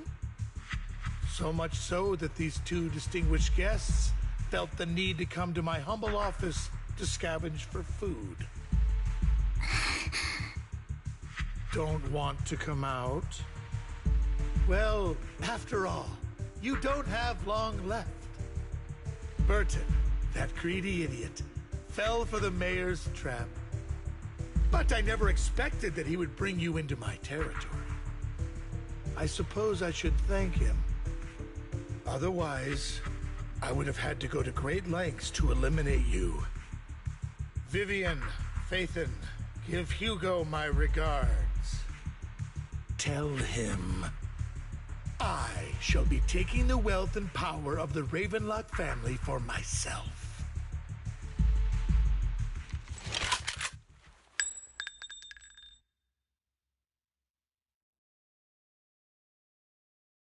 Bullet! How? Dear Uncle, why must we be so distant with one another? You can just tell me what you want to say directly. Hugo! Impossible! You're... Uncle, you must know a Ravenlock will never stop until they get what they want. Did you really think I would be defeated so soon, when I have yet to trample you into the dirt? You filthy bastard! You only know how to resort to these petty tricks! Petty tricks?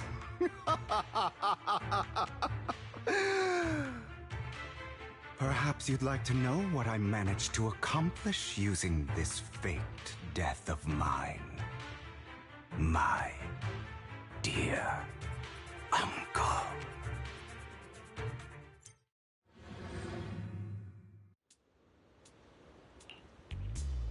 Faking my own death. Hope it's all worth the theatrics in the end. It was just to keep Hartman off my back, but maybe I went a little overboard. The manager must be pretty shaken up. I should apologize at some point.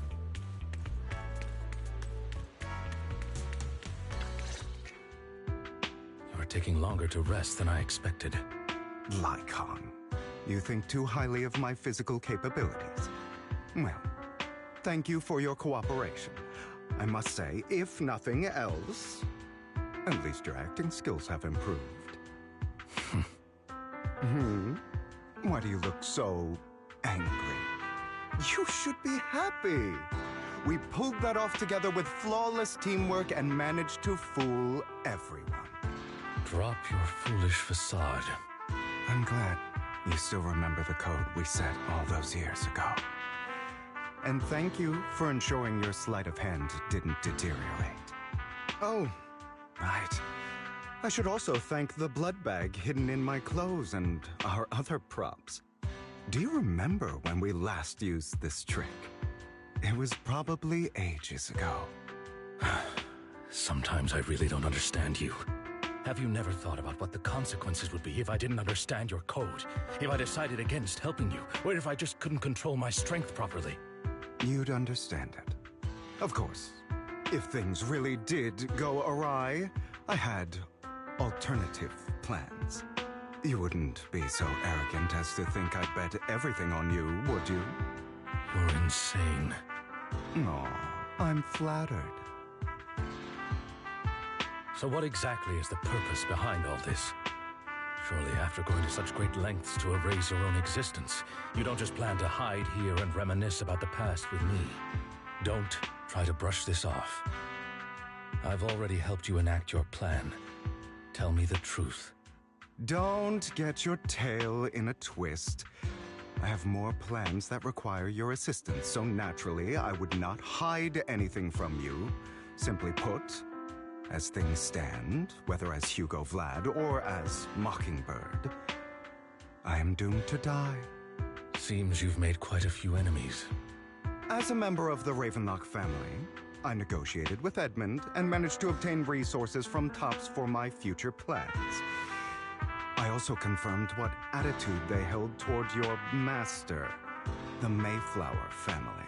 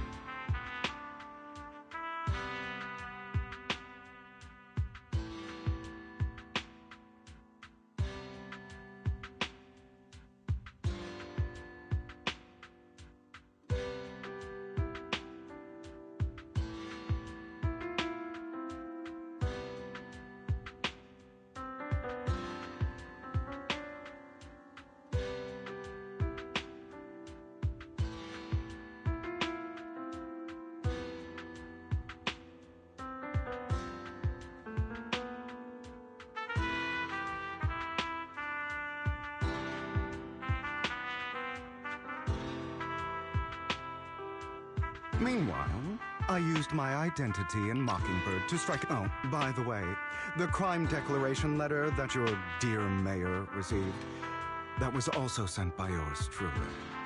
He's probably figured that out by now, right? Though I'm not sure if he told you. The mayor learned about the sacrifice attacks through his own means.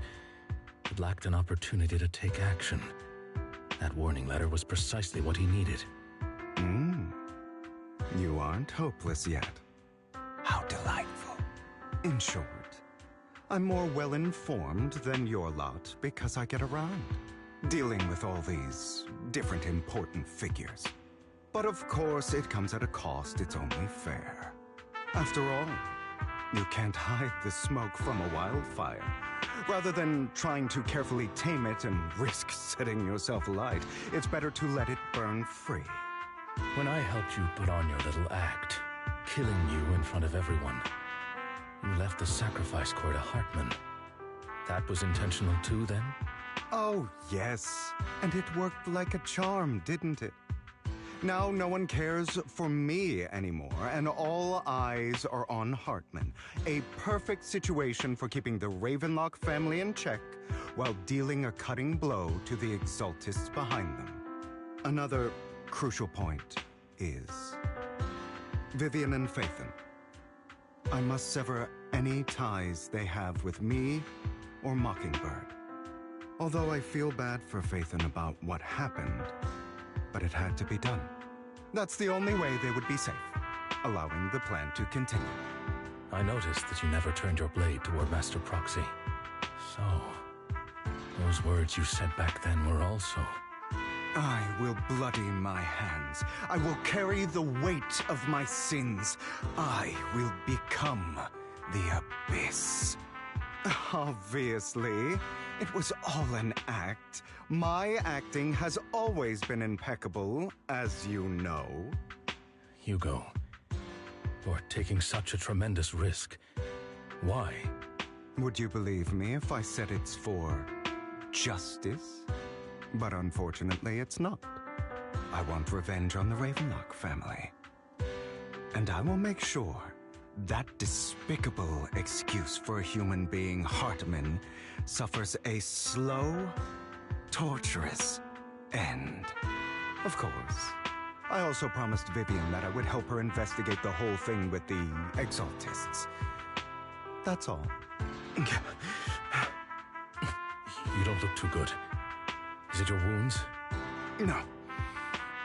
This is the first problem I plan to resolve. Lycon, do you have a place that is sufficiently discreet, quiet, and can take a lot of damage?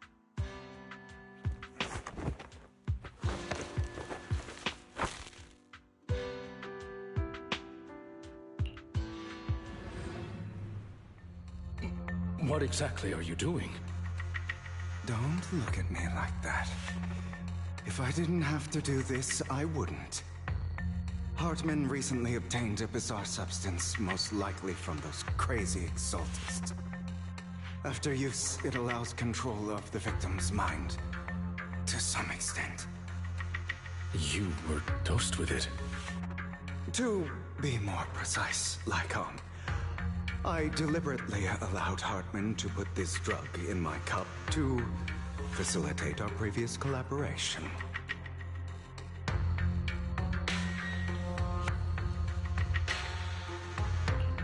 After finding out about it, I quickly found someone to help analyze its composition. The good news is he gave me a very low dosage, perhaps because he was afraid I might notice. There's a different medication that can delay its onset, preventing me from actually being under his control. I simply need to put on a show in front of my dear uncle.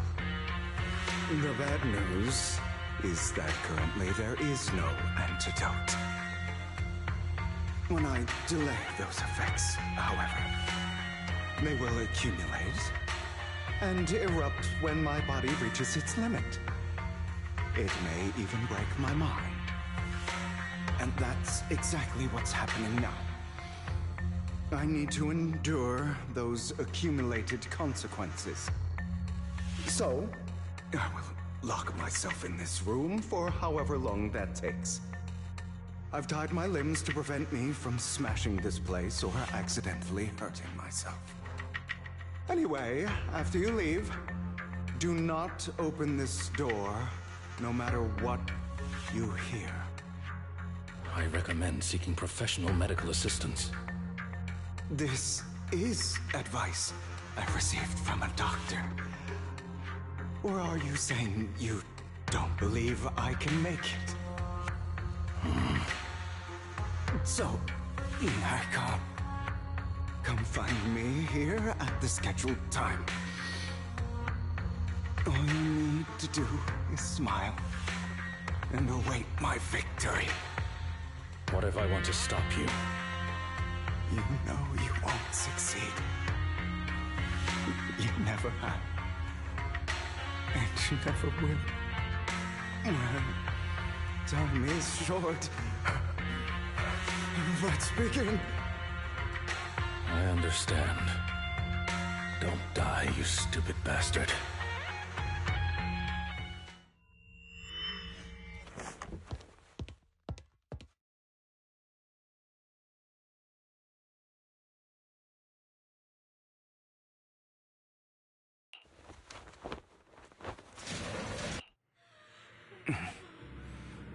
Is this because the side effects haven't worn off yet? Lycon's late. I'm surprised. Or is something wrong with time itself? Looks like someone's over there.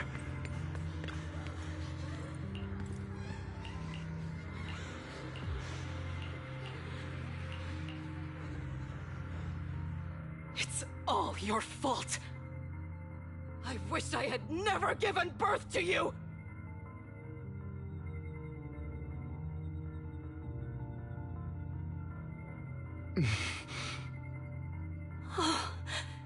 Everything will get better if you just die, right? If you die, he'll come back. We'll have another, more perfect child. One who will inherit the Ravenlock family bloodline. Then I'll be able to escape this pain. So, Hugo, for the sake of Mommy's happiness, just die, okay?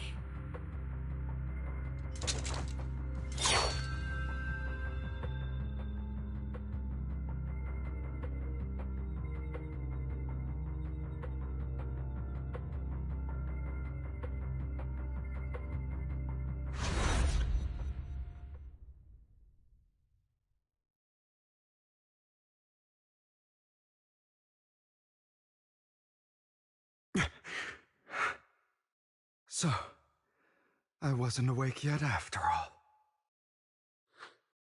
That's because you don't want to wake up again. Who are you? I am you. Hidden deep within your heart. Your most true self. You want to kill her, don't you? Your so-called mother. Every time she beat you without reason, when she tried to gouge out your eyes, when she sold you into that hell, laughing all the while. You wanted to be the one to end her life. Why not admit your hatred? As you are, you can hunt her down and make her pay for the living hell of a childhood she made you suffer. Yes, I hate her. I hate her because she was foolish and shallow, greedy and stupid. I hate her because she doesn't deserve to be a mother. She did everything she could to try and get into the Ravenlock family. believing she could live a life of luxury without having to do anything, and never realizing she was a pawn, discarded from the very beginning. So she chose to blame me. Blame me for my heterochromia. Blame me for my very existence. But I won't kill her, because I know it won't change anything. She was incapable of loving me, just as she is incapable of loving herself. Have you been brainwashed by that dog? Keeping up the act of being some magnanimous and forgiving fool? Don't compare us. I've simply come to understand love or hate. I make my own choices, and they have nothing to do with anyone else. She sold you to the Ravenlock family for a huge sum of money. She used that money to start a new life without you. While she was indulging herself, you were going through hell in the Ravenlock Manor. Does it not torment you? Do you not feel the hatred? Do you not want to demand answers? Kill her. Only by killing her can you be truly free. For a long time, I thought the same way. But now, well, I want to make a different choice. Stop lying to yourself. You never had a choice. This weak-minded thinking will only lead you to failure. Like before, you'll be nothing but a worm, trampled into the dirt by those so-called elites.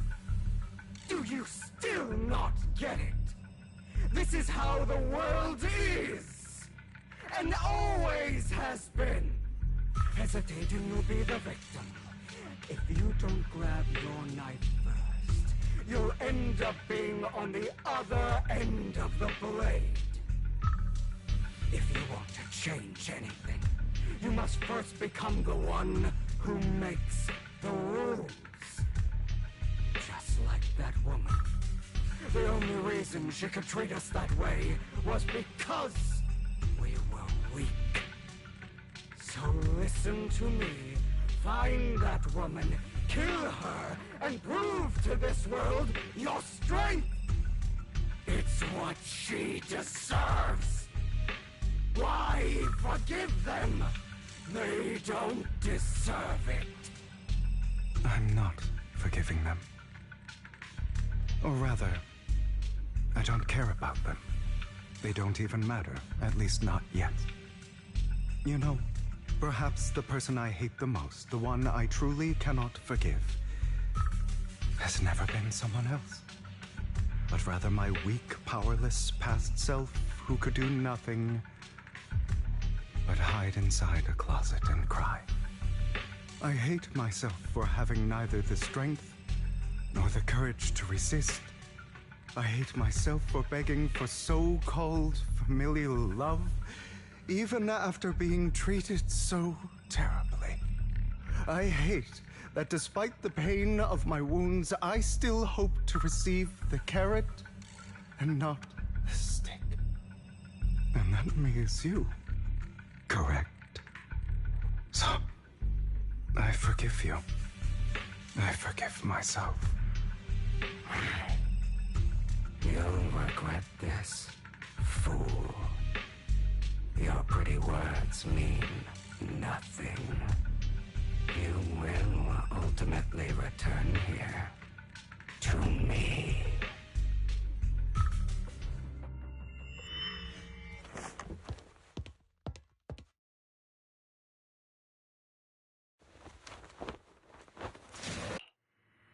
I see. This is still an illusion. I I wonder who's going to show up this time.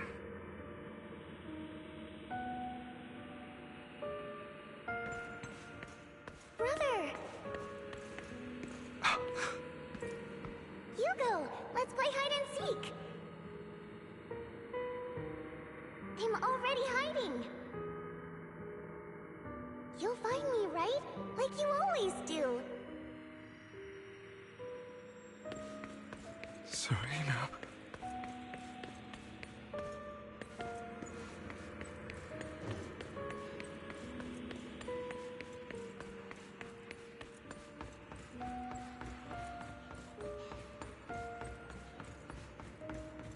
You're looking in the wrong place. I found an even better hiding spot this time. Harder to find than any place you showed me.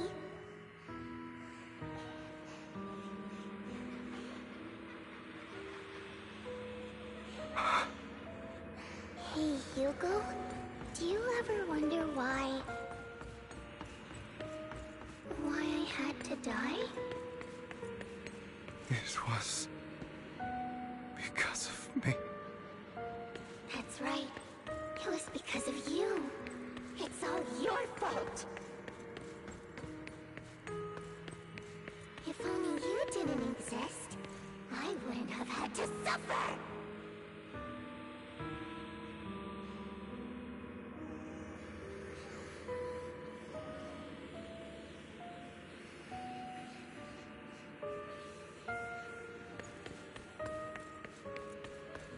Still looking in the wrong spot. I can't believe you still haven't found me after all this time.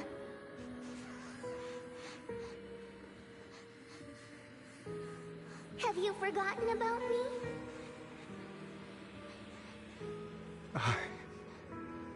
I haven't forgotten. It's okay. I'll forgive you. I'll still be nice to you, just like before.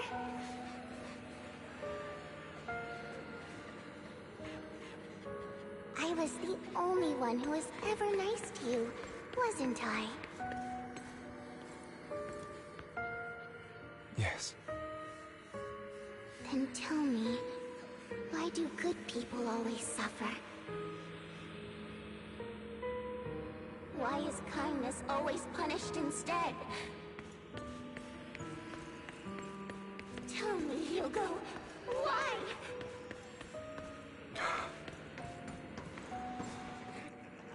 Hugo, are you lost?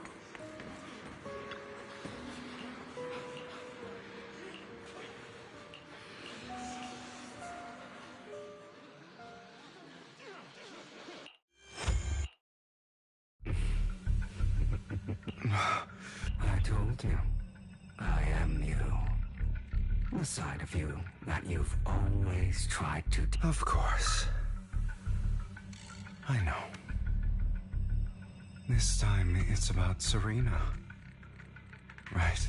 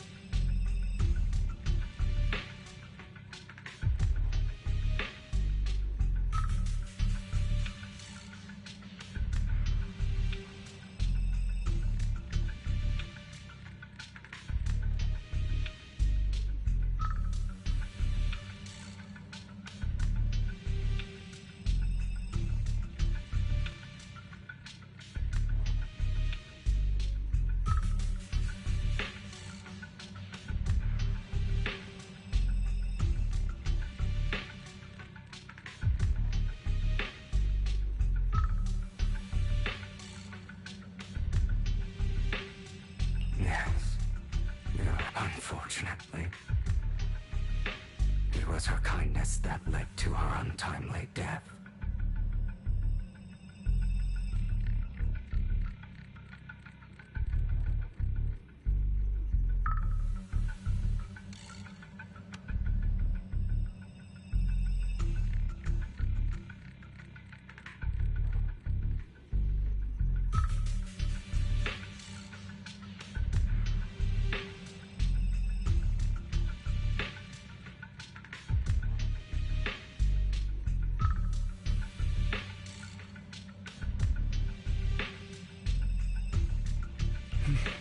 I don't like the way you blame yourself.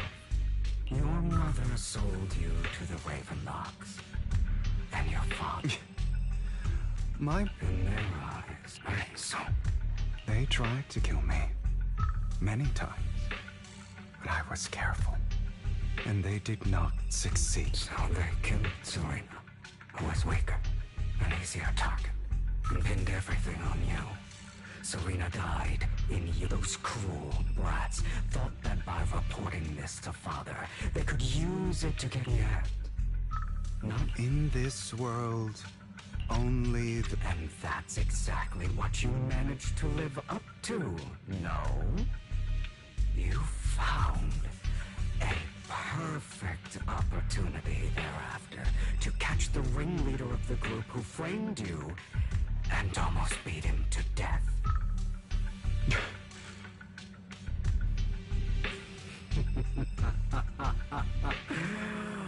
Oh, you should have seen the expression on your face back then. Oh, crazed and manic with utmost delight. I don't remember that.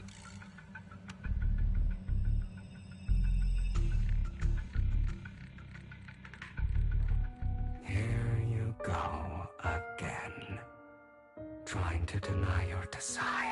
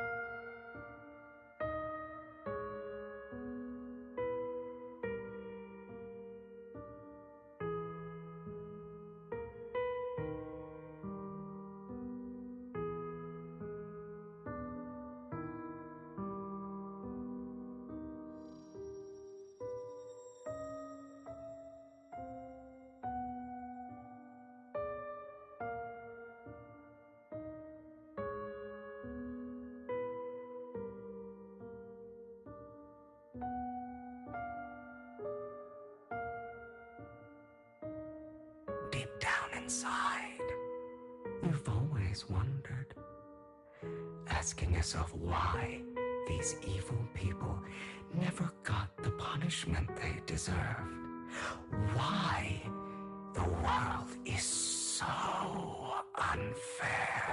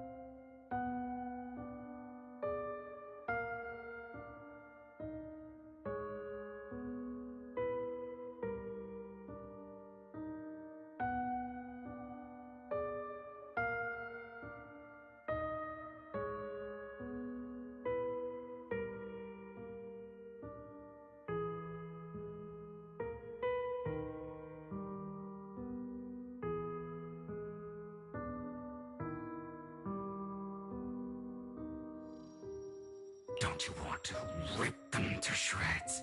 Just like that day when you beat that boy's face into the dirt until he was barely recognizable.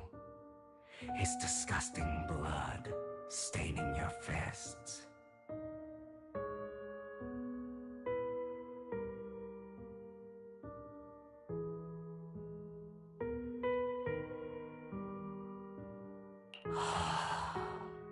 Recall your exhilaration, your cathartic release of rage, that outpour of hatred.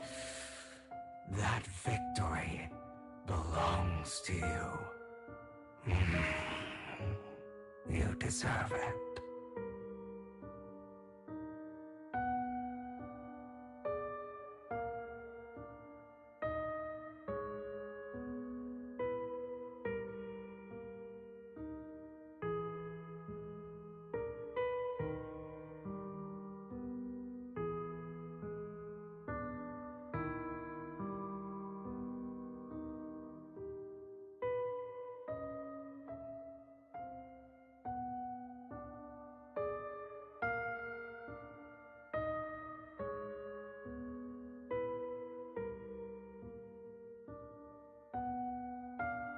Those brothers and sisters of mine are all dead.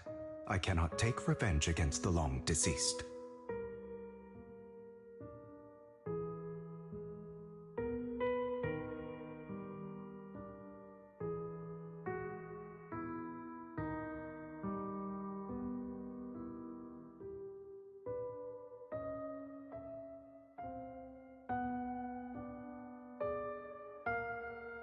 They died by Hartman's hand, dying in the power struggle to become the Ravenlock family's heir, rather than by our scythe. Boring. I find it hilariously ironic. Children who would murder their own kin for scraps of power dead at the hand of their uncle who followed their example. Is that not karma? Power struggles pitting kin against each other, betrayal, suspicion, and hatred between people of the same blood. It's like a curse written into the Ravenlock family's genes. Don't forget, my dear, that the same blood flows through your veins.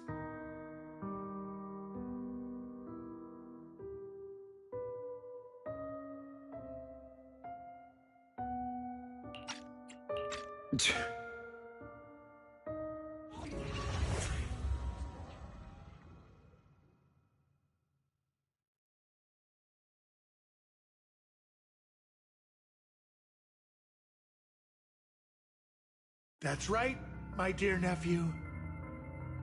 No matter how much you deny it, the blood of the Ravenlock family flows through your veins. Survival of the fittest. Only the strongest deserve to live.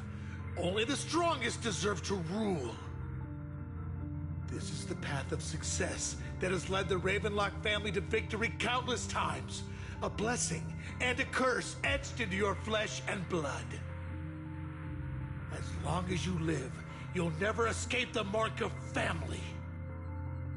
You are destined to one day become someone like me, like your father.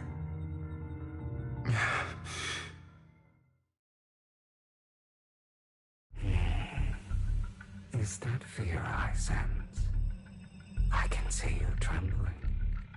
Why does the Ravenlock bloodline terrify you so? I won't become like my father. Never. You won't become a failure like him.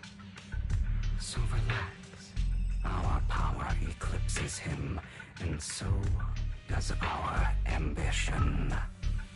So, do not deny your own desires. Do not resist your own ambition. This is the talent you were born with. The best gift fate has ever given you. Admit it.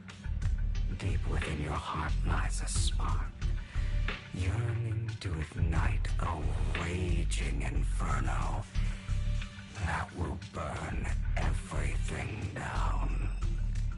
And I am that spark.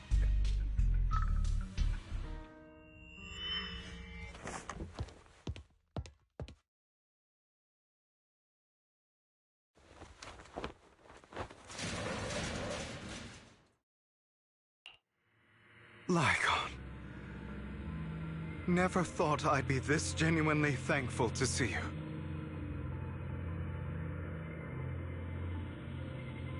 Seeing you means this never-ending nightmare.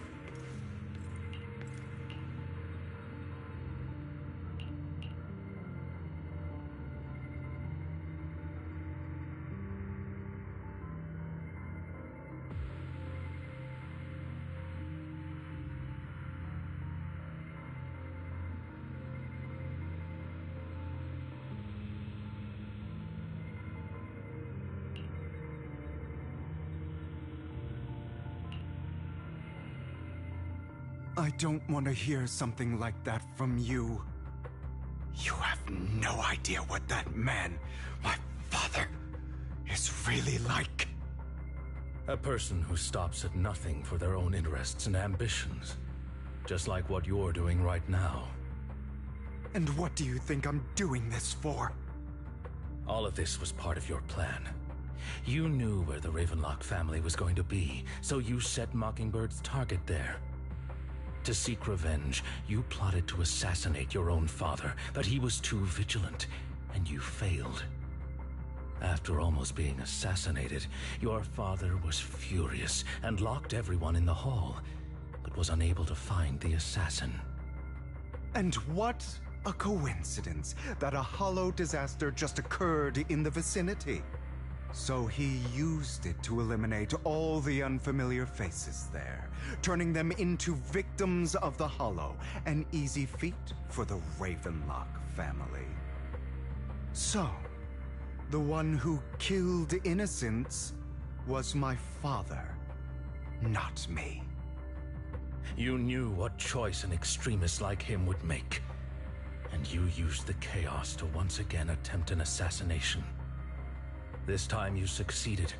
You killed your own father, at the cost of innocent lives. Admit it, Hugo. You don't care about anyone else. The only thing you care about is your revenge. How is that any different from your father? Enough. I'm tired.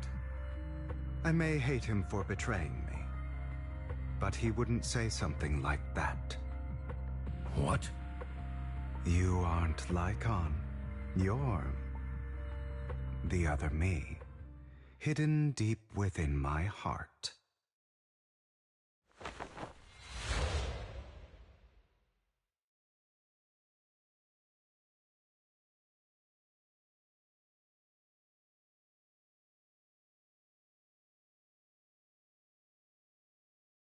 I've been waiting for you, my dear.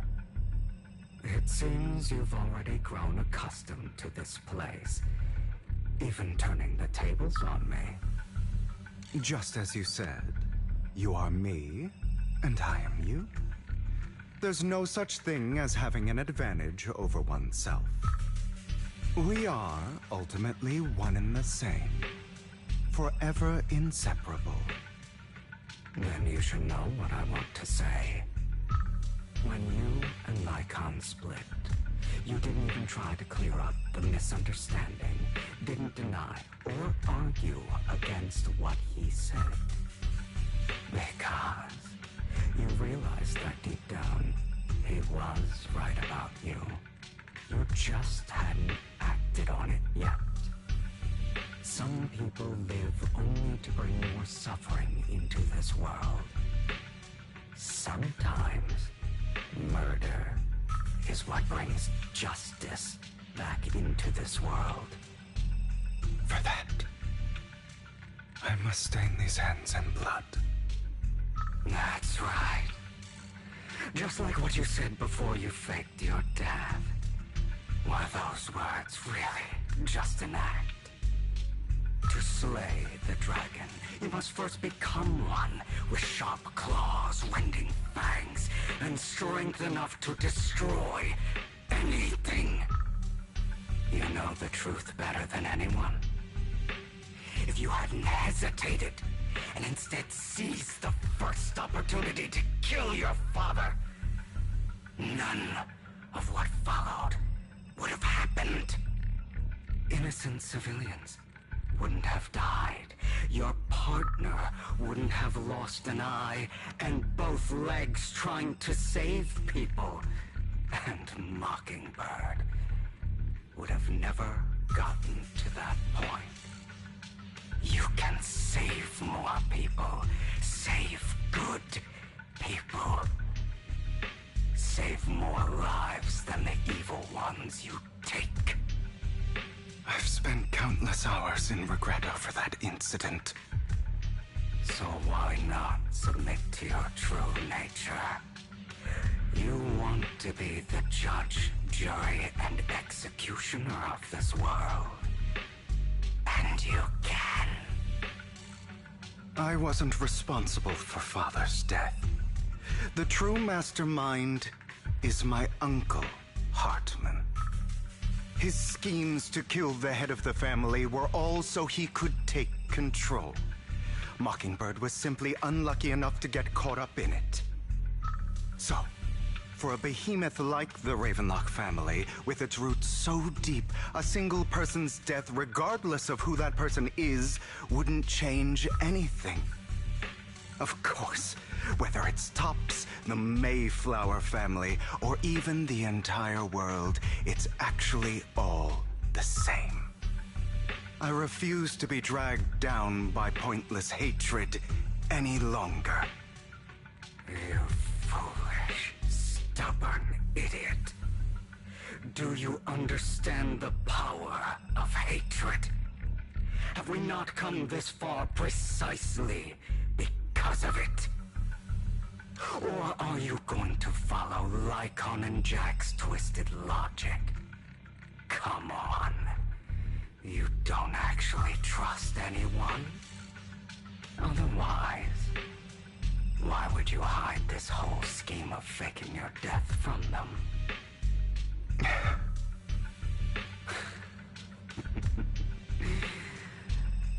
built an impenetrable wall around your heart, keeping everyone out. Of course you are right to do so. No one in this world can be trusted. Always. All you'll receive is hatred from your own blood and no love. Suspicion from your companions, and betrayal that comes all too easily. But the most ridiculous thing is that you want them to trust you. You stay silent and long for them to notice your suffering. You yearn for your companion's understanding and trust. Idiot. That's why you are incapable of exploiting them for your own ends. You care about their safety even more than your own. But remember, only the weak need companions. And we are children born from hatred. We are different from them. I will never be like them. And I don't need to be. Come. Let me show you what powers we can wield. But you are me. And I'll never lose to myself.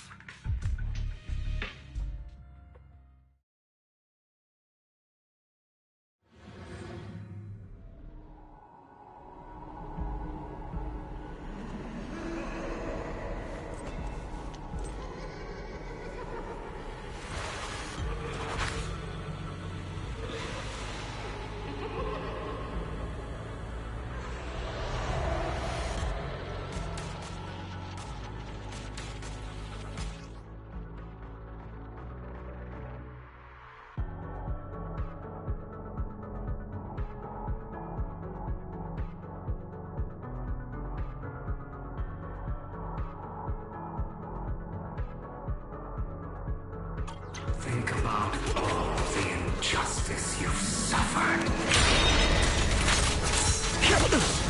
If you choose to forgive, you're betraying yourself. You know that. I have it. Letting you consume me would be the real betrayal to myself.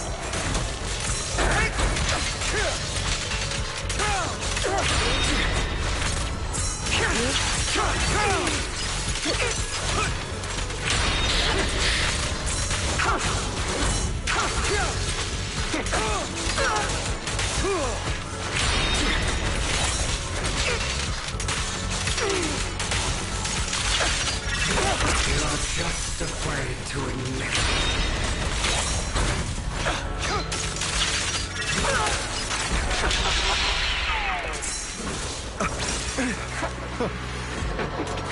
trying to run, are we?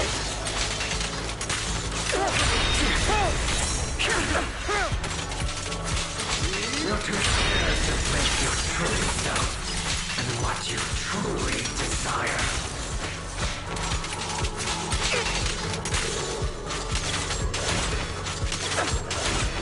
Begs for mercy.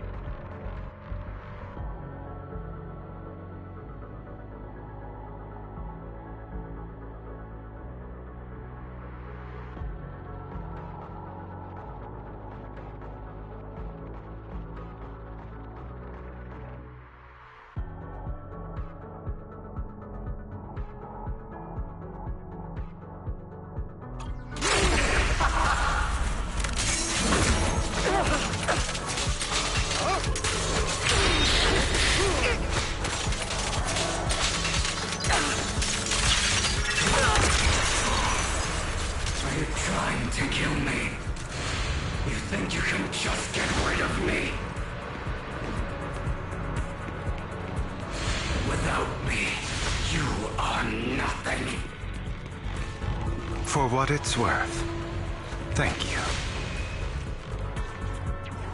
Don't be afraid. You and I are inseparable.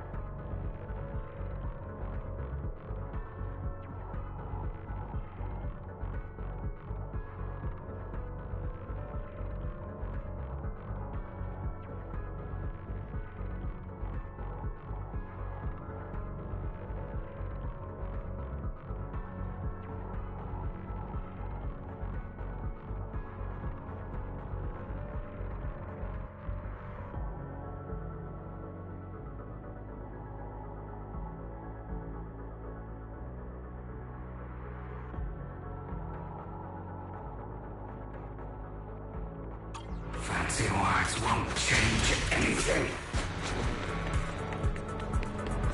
No. It's not just platitude.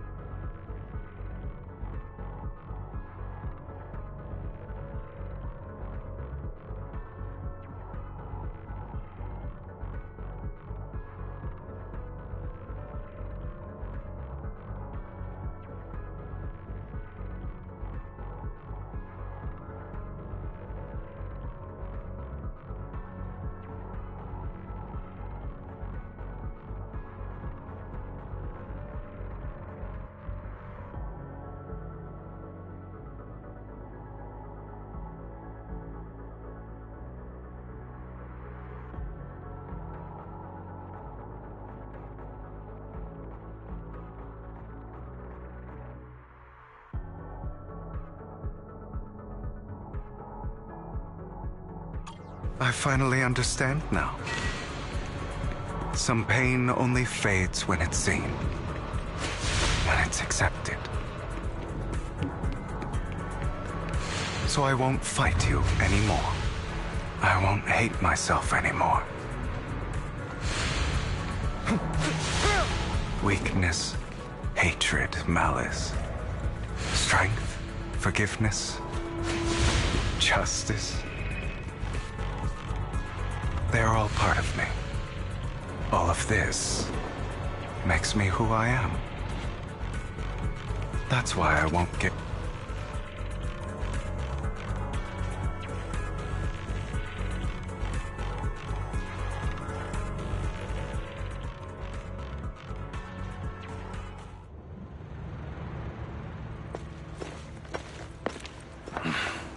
Hugo, it's time.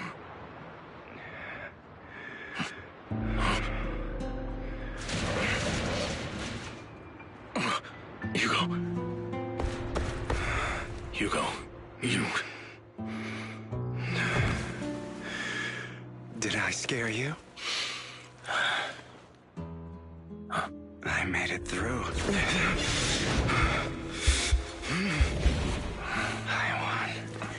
No praise from me, my dearest partner.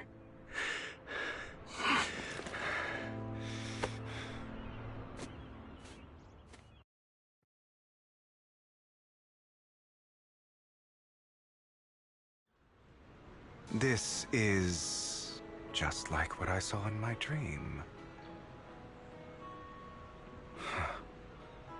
I guess there are still some lingering side effects.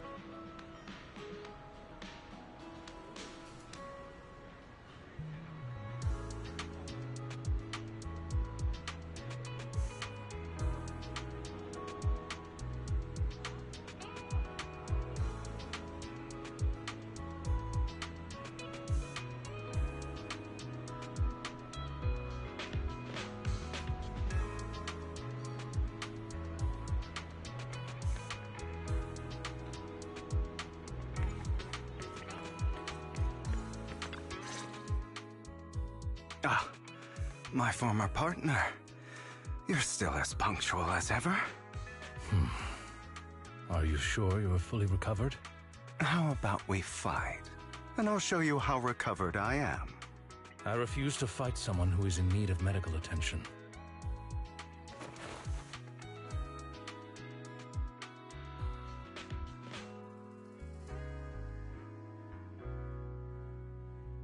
How thoughtful. I'm touched. Or perhaps is this simply part of Victoria Housekeeping's professional care? I'd rather you not starve to death.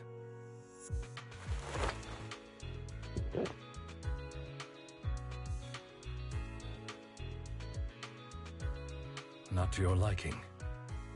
I'm fairly certain this is the same kind as before. No. I've just gone too long without food. It feels a bit uncomfortable. Either way, thank you. Now tell me, what exactly happened in the warehouse? Just going a bit crazy from... you know what? Were you expecting anything else? But I did have a very long dream. A dream about many things from the past. If I had to put it into words, it would be like giving myself psychological therapy. You seem like you could benefit from some too. How about it? Want to book a session with me? Trust me, I'm a pro. Seems you really have recovered. Well, of course. I'm feeling pretty great right now. Like I could argue with you all day on every petty detail of who exactly was in the wrong back then. I wanted to ask, what you said about Mockingbird before, when you faked your death, was that part of the act?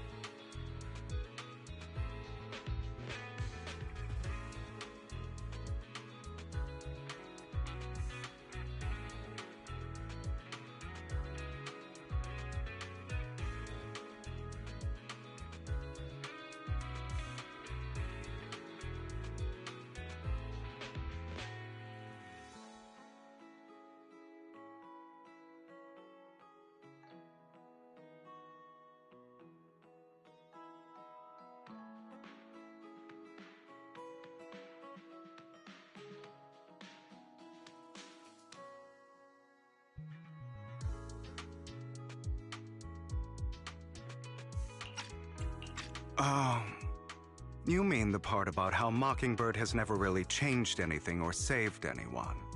I didn't expect you to still be so hung up on this. Interesting. After all, it was you who chose to betray Mockingbird. To betray me. Just as I said before, I never considered Mockingbird a failure. Perhaps Mockingbird deviated from its origins, but it has its value. You shouldn't reject the things you've done. Or Mockingbird. I have contemplated this before. Yes. Mockingbird has helped some people and has genuinely managed to cause trouble. For those who abuse their positions of power for evil. Yet those in high positions still possess immense resources, and the people we helped remain destitute and suffering, willing to become slaves to those in power for scraps. But just as you said, even if what we did was childishly idealistic and flawed, as little as we actually achieved, even the slightest change is by no means meaningless. Nothing holds more value to me than Mockingbird.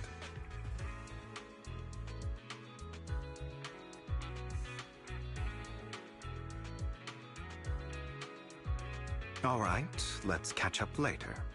I still have things to do and need to wrap up my plan.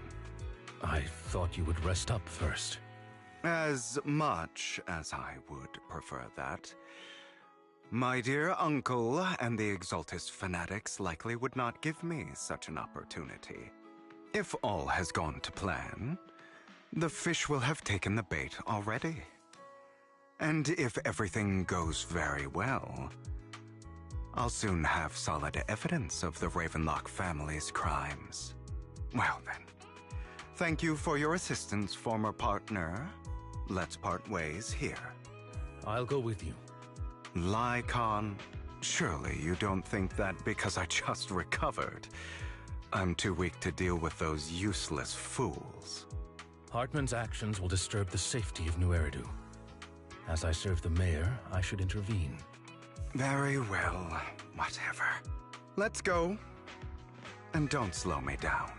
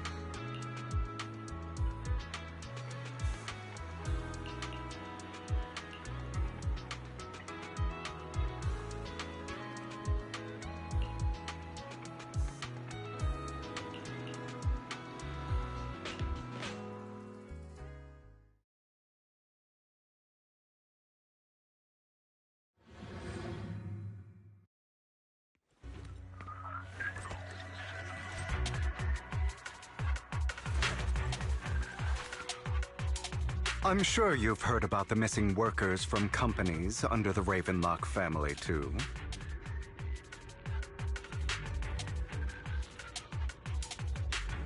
Fate will dance at our... I know where they are.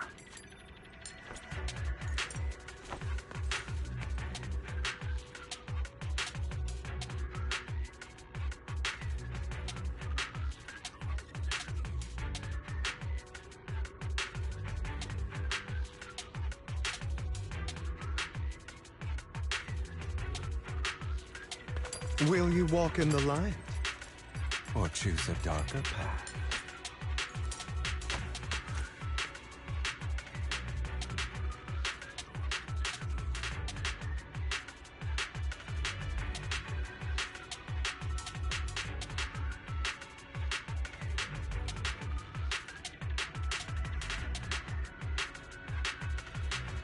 Fate will dance at our fingertips.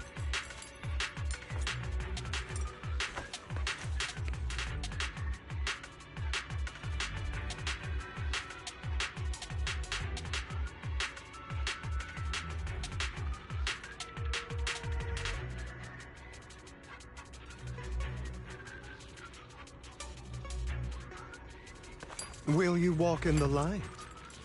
Or choose a darker path?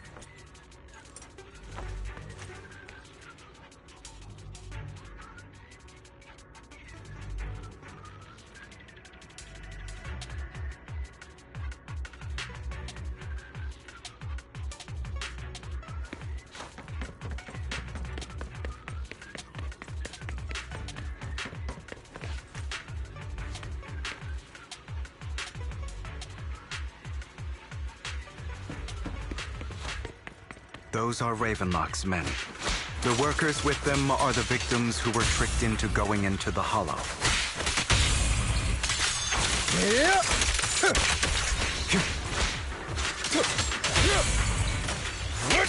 Come on, let's get them out of here.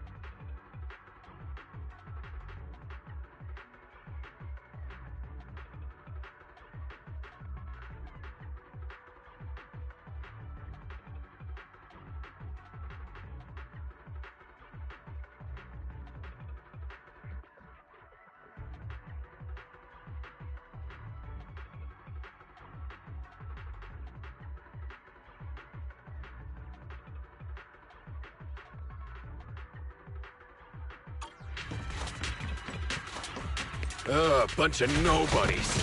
Annoying as hell. Kill them! You're welcome to try. Allow me to reach your soul.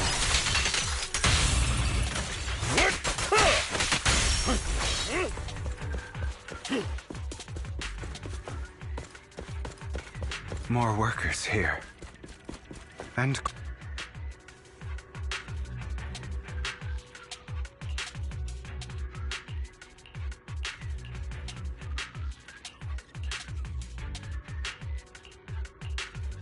Is Hartman behind this, too?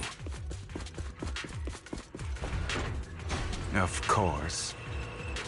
He threw them into the hollow like offerings for the Exaltists.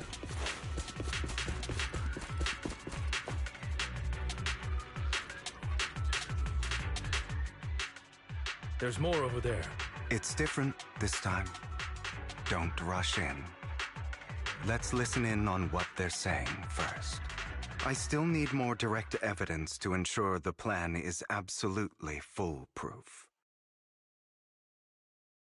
The compensation you promised, it's all real, right? All we have to do is follow you into the hollow for some simple tasks, and you'll give us a huge sum of dennies. It sounds real suspicious. Shut your trap. You keep yapping and asking questions. If this is all so suspicious, why were you so eager to sign up for it? Because I don't have a choice. My daughter was previously caught in the hollow disaster and suffered severe corruption. The treatment costs have completely drained our family's savings. So that's why... It's the same for me. A serious illness at a senior age. I need the money. Who would risk taking a job like this unless they were desperate? I'll do it. No matter how suspicious. As long as I can get paid, I'll do anything. Even risk my life. Wait, you people from the Ravenlock family, you're part of a big company in Tops. You wouldn't go back on your word, right? Don't worry, you'll get every denny you were promised. But before we start, you all need to take this medicine first.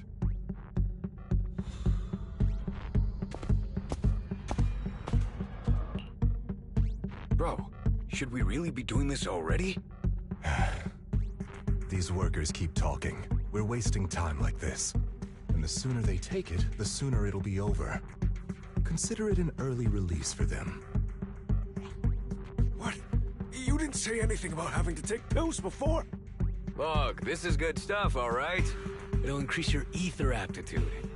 There's tons of people who'd kill for something like this. Exactly! You'll be working in the hollow for several hours. This is essential medication. You have to take it before we continue. If you refuse, then you can forget about the job. Of course, you won't receive the compensation either. Lycon, what are you... Rescuing those workers, of course. There's clearly... Now is not the right time. And as I said many years ago... So if that's not what you want me to think... All right. It's a little... Of course, it's your choice to trust me or not. But if you try to rush in, I will stop you. I trust you.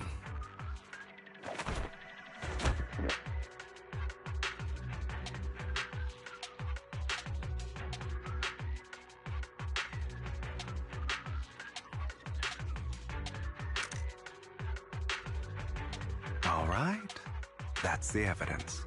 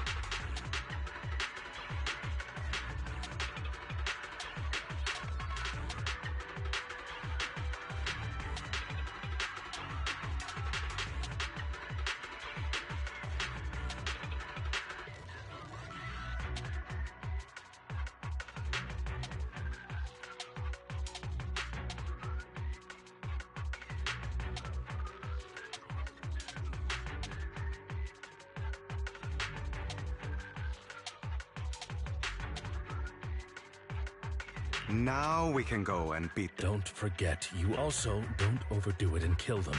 All right, Your Holiness, Saint Lycon. Those were... Who the hell are you? Why don't you take a guess? We're the ones here to stop you.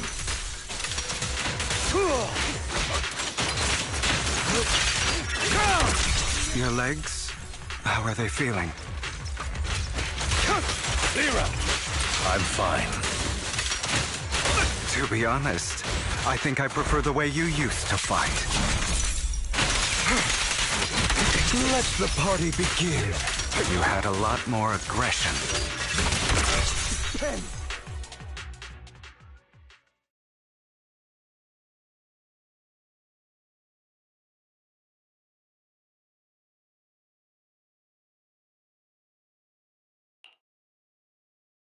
Damn it! Who the hell are you? How dare you mess with the Ravenlock family? Ravenlock.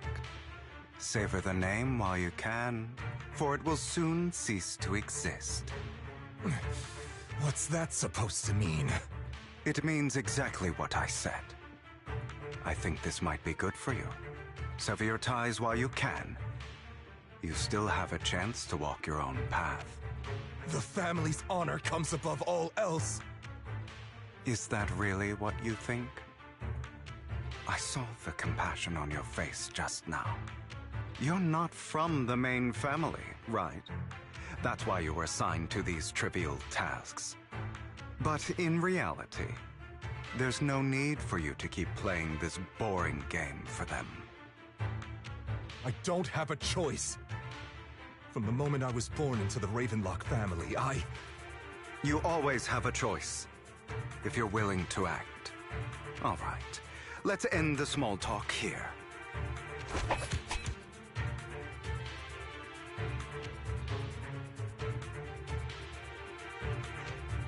Don't worry, Lycon. I didn't hit them too hard, just enough to keep them quiet. How's that? My acting's pretty good, right? As always, a certain someone should take some lessons from you. I'll leave the rest to you then. Okie dokie.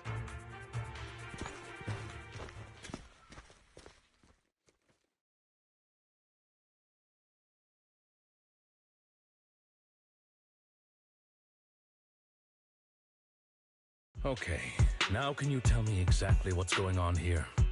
As you can see, that worker just now was actually an informant of mine. The pills were swapped out with vitamin tablets. Outside of this batch, some workers have already taken the actual substance Hartman has. But rest assured, the antidote for it is already in development. I found the best in the field to help, and with the data I collected before, we should have results soon. I wanted to ask.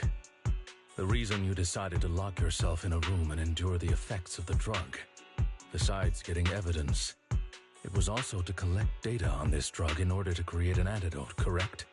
It seems you're not completely beyond hope. I thought you were just being stubborn. Sometimes I wonder if you know me at all. Then, I have one last question. Why did you never tell me any of this back then? The truth is, I heard everything. That entire conversation between you and Jack. Before he passed away in that small attic. When Jack called you aside and gave you those warnings. When he told me you might go down the wrong path? That's right. You never said anything. What would I even do? Scream and rage over your suspicions, or get on my knees and beg for you to trust me? You know there's no way I'd allow myself to do such a thing. Besides, back then, even I was confused about myself. Jack, It's all in the past. You don't need to explain anything to me. Enough. We should get going. If we're going to reminisce over the past, we should find a more suitable location.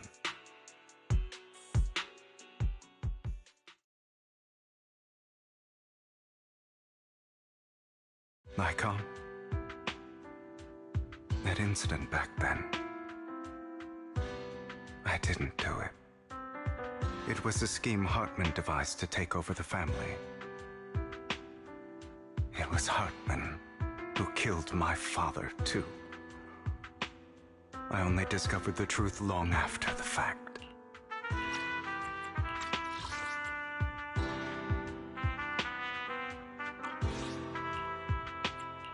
I did indeed attack my father, and I thought he was dead. But he wasn't. I couldn't kill him. And even before that, if I hadn't hesitated, none of what followed would have happened. Even now, I still think they deserve death. But I no longer care to personally deliver that fate. They're beneath me. And I have more important things to do. You? I know we may never agree on that point, Lycon. I once wanted to fight against those ugly truths that defined me, but I discovered that the more I rejected them, the more painful it became. So, I could only accept that crazed, hateful, and malicious side of myself. As long as I know I will never become like my father, like Hartman, that is enough for me. You've changed, but I think that might be a good thing. Don't patronize me. You've changed a lot too, compared to before. I still disagree with Jack's words, and I won't forgive your betrayal. I will walk the path I believe is right, even if I must tread over thorns and through the mud. But I will also allow you to walk your own path, Lycon. Should I say thank you? You're welcome. Come to think of it, we haven't talked about your legs and eye. It was just an accident, not your fault. I'm doing well now. I hope you are too. On the contrary, perhaps I should be the one apologizing. I misjudged you. I used to think you wanted power, that everything you did was for your own ambitions. I thought you wanted the power to pass judgment on all in this world like a god. I am a god. I am my own god. Or you could say that in this world, everyone is their own god. There are many things that we are powerless to change. But there are also many choices we can make. Just as I said before, I am the only one who can kill me or save me. I'm glad you think that way. Let's go. I still have one last thing to do. To witness the end of Ravenlock.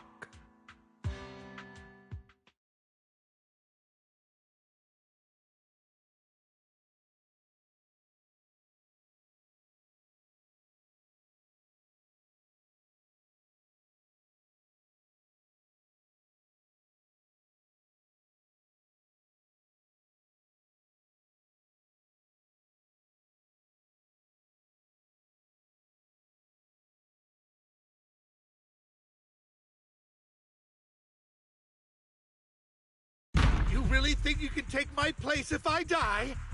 Never, you filthy bastard! Your little tricks mean nothing.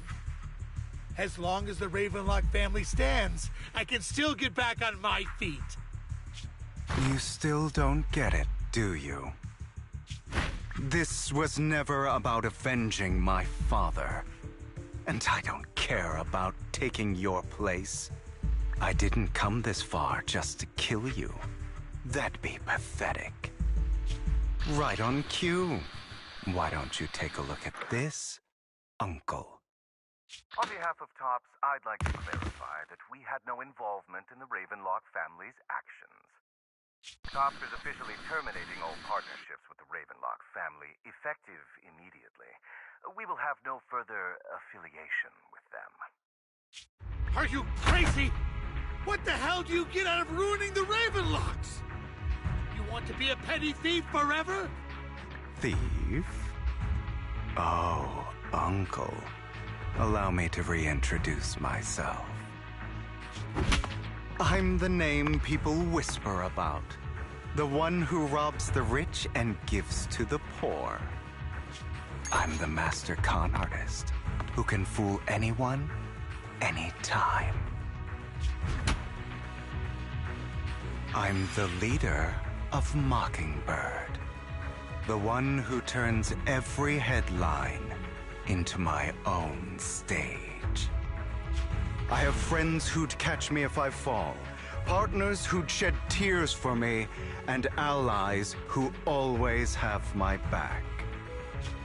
I am Hugo Vlad. You're the one who needs the Ravenlock name. I never did. You ungrateful bastard! You should have never been born. You flatter me. Same goes for you, Uncle.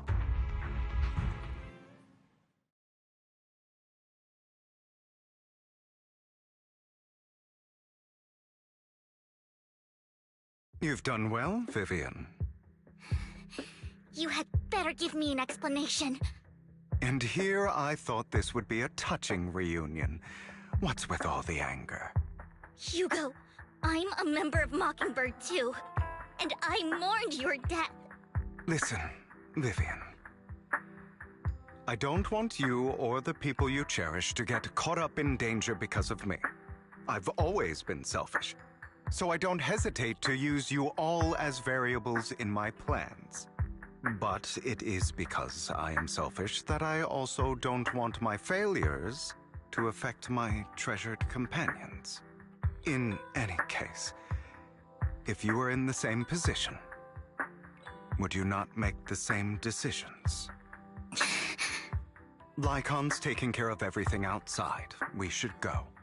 Also, Belle, thank you. And I'm sorry for the whole act where I threatened you. It was the only way for Hartman to drop his guard against you and leave you be. I, Hugo Vlad, am forever indebted to you.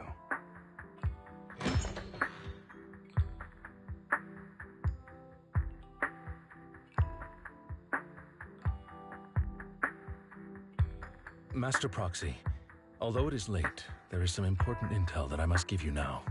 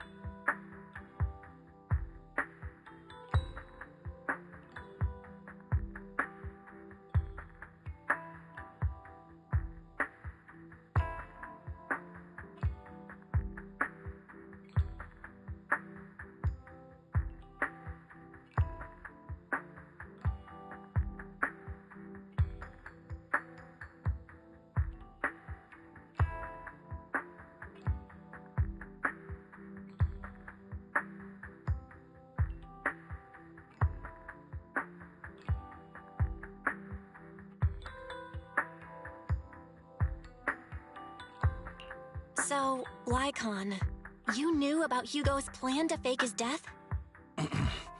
I was simply playing along.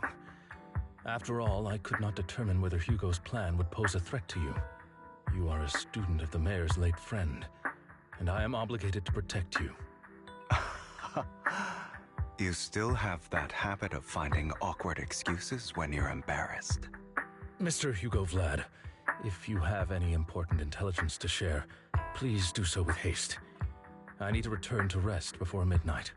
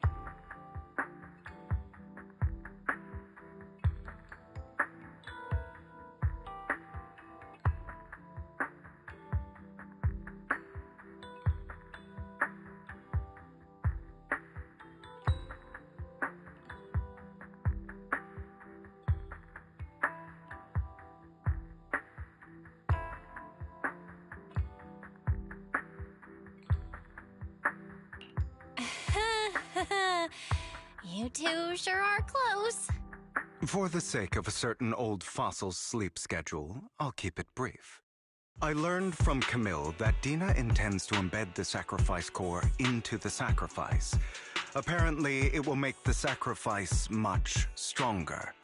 Sacrifices created this way will not retain their minds and will indiscriminately attack all living beings, including their creator.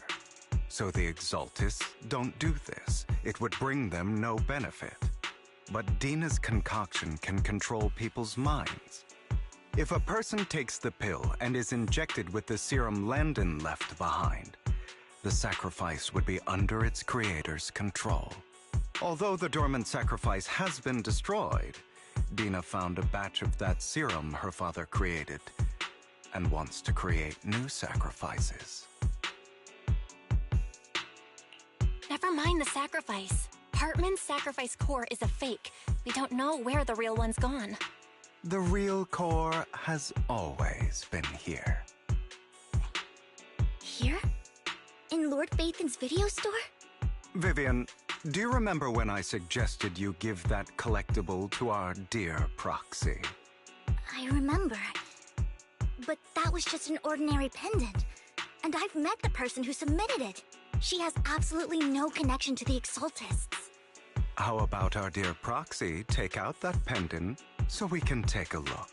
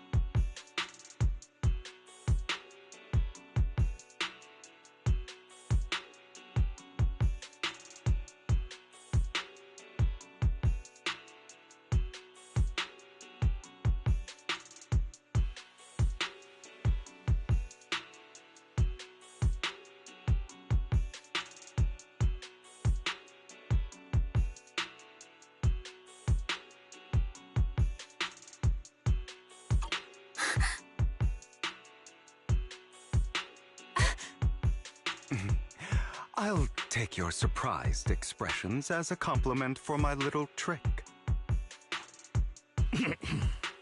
I will hand over this core to the mayor as agreed, since he fulfilled his promise to protect Vivian and the manager while I was pretending to be dead. I won't go back on my promises.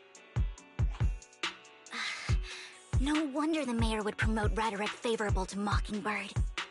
I can't believe I thought he was actually being sincere.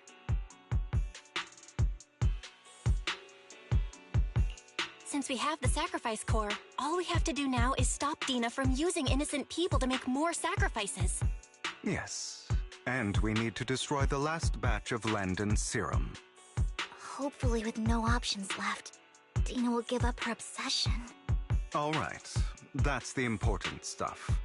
I'm going to go and confirm where Landon's serum's been stashed. I'll contact you again once I have something.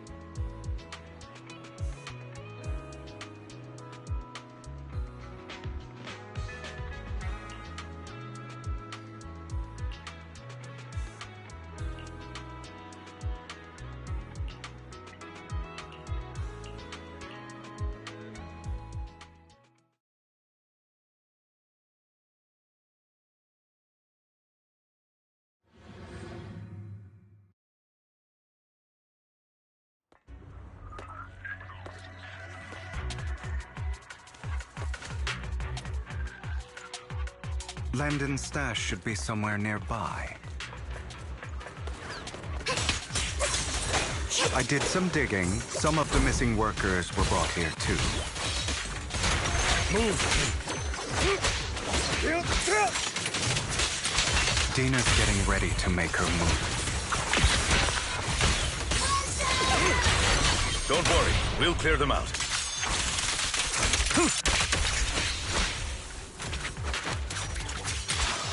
Allow me.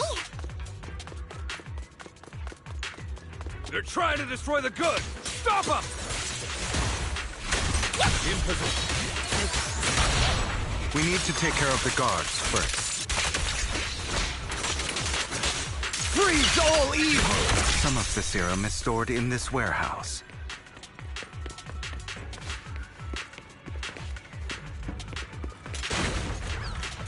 You're not taking anything from here. Hugo, get the guards first.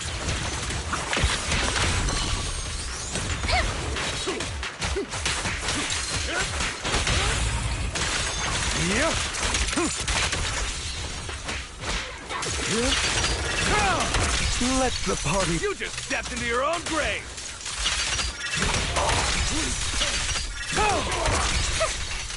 Fools.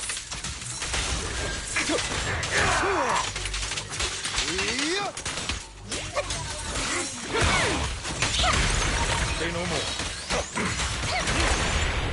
Truth is a beloved fairy tale.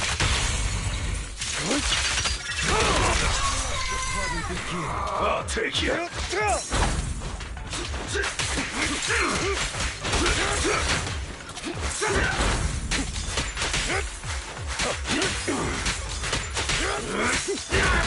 Yours truly, Mockingbird. Out of my way!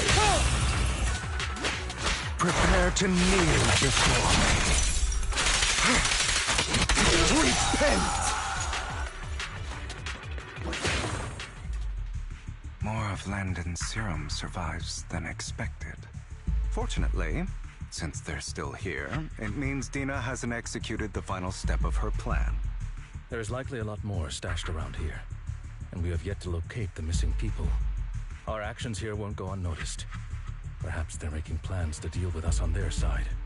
With Landon and Dina's concoctions combined, she may be capable of creating a sacrifice that obeys her. If it comes to that, this will get far more troublesome. How about we split up? Hugo and Lycon will destroy what remains of the substance around here, and Vivian and I will go search elsewhere. Very well. Let's go with your plan. But be careful if you encounter Dina and her people.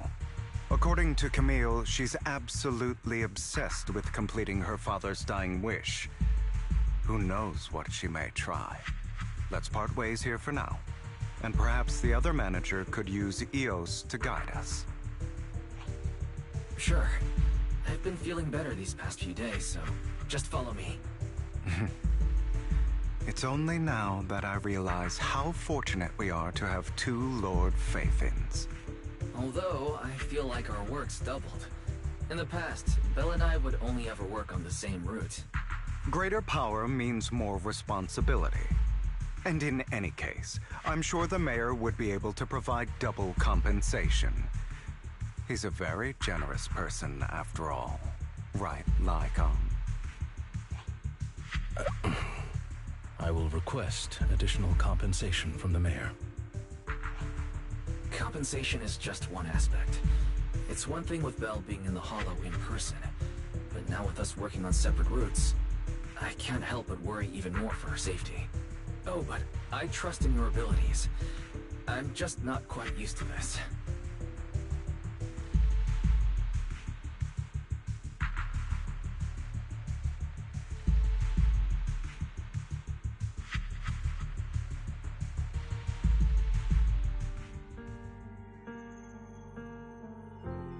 This is the future I saw. Lord Papin.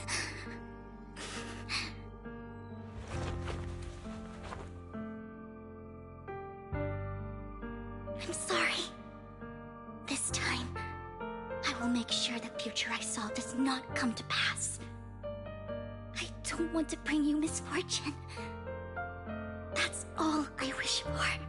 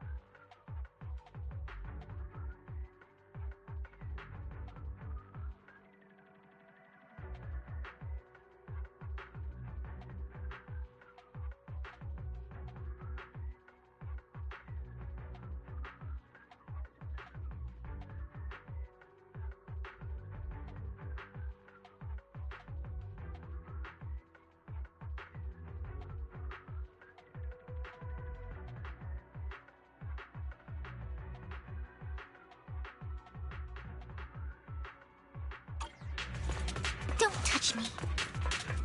Leave this to me, Lord Phaethon.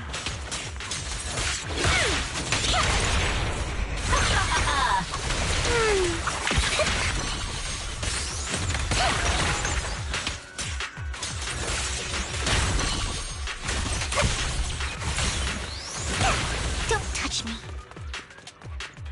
Lord Phaethon, there might be more serum here.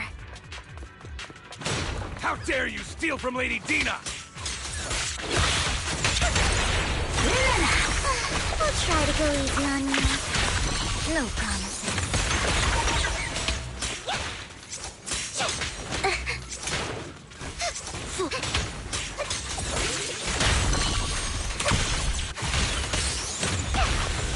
Don't touch me.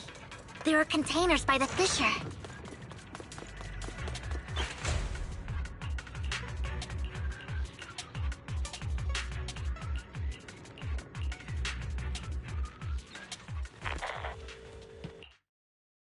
It must have been tough for you to find this place.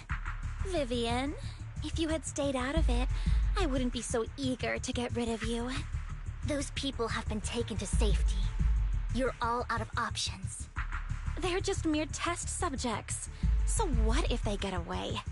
There will always be people consumed by greed, and therefore, they will come willingly to me. In any case, what are a few sacrifices in comparison to the completion of Father's grand ambition? Dina, you deceived those people. They didn't come willingly to you. You tricked them, just like Landon did back then. Deceived? Father gave hope to those who had everything taken from them by the Hollows.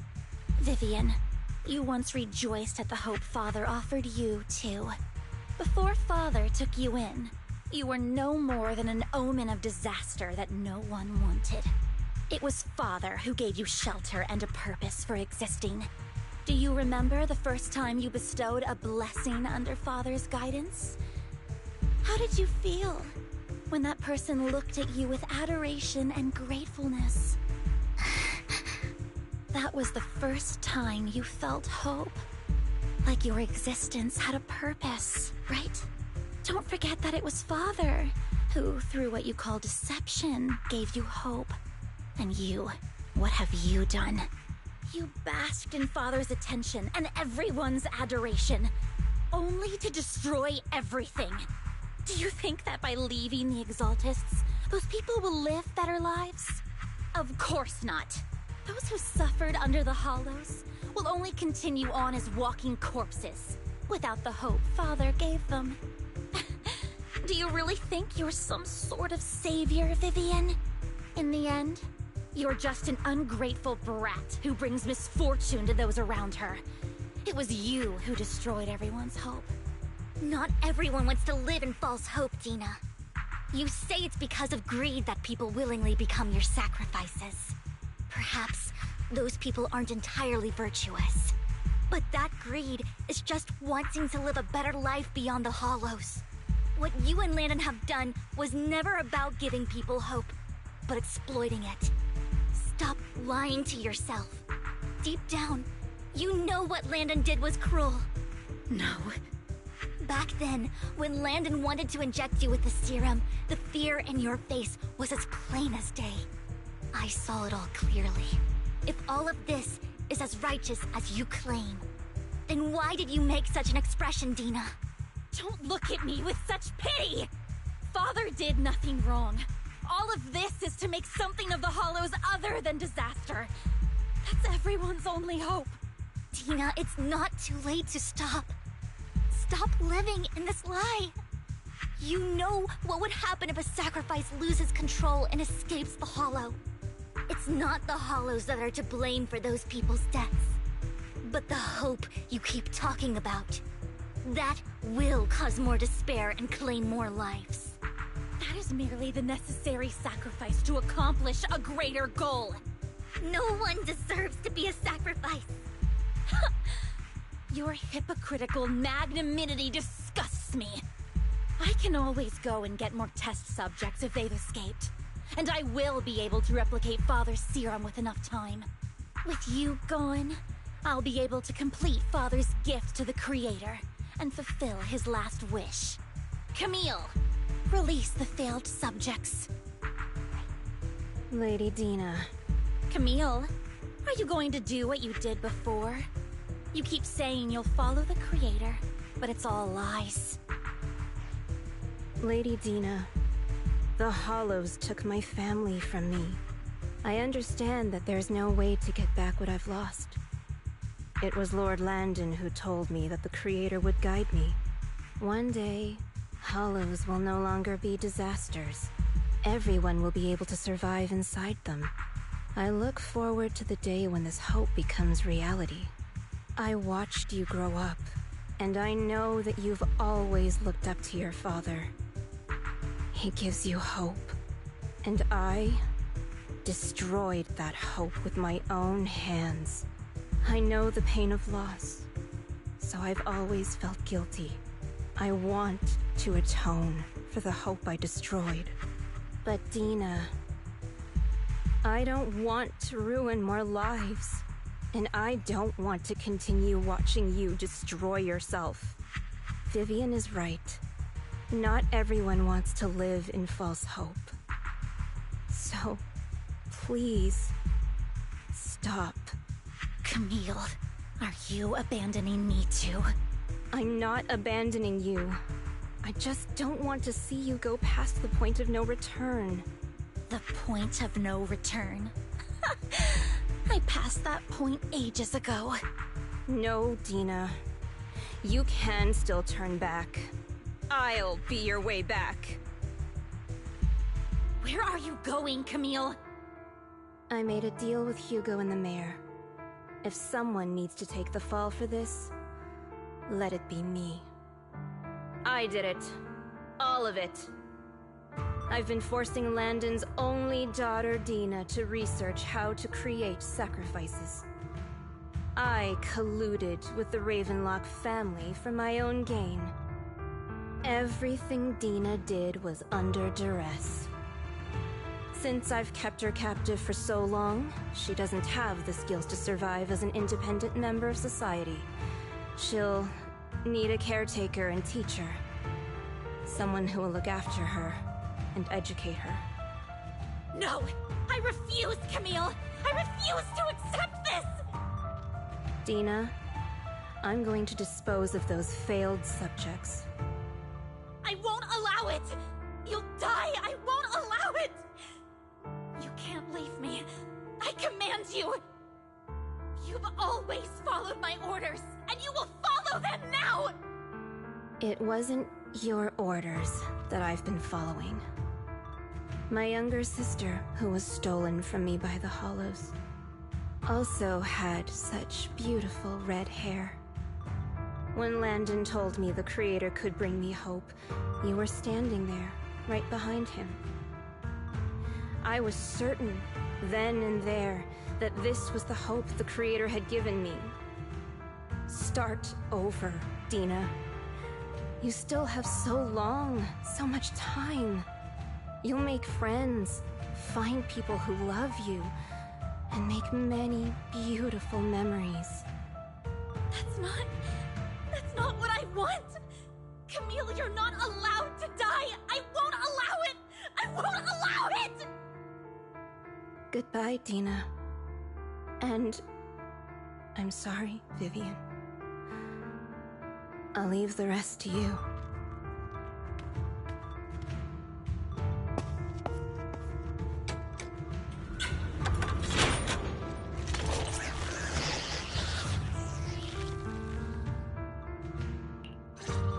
Let's take out these ethereals first.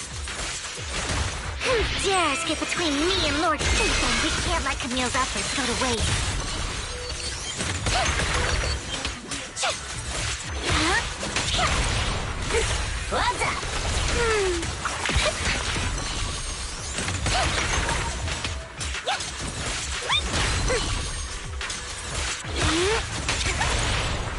Let's go after Dina, Lord Nathan. They must be on the other side of...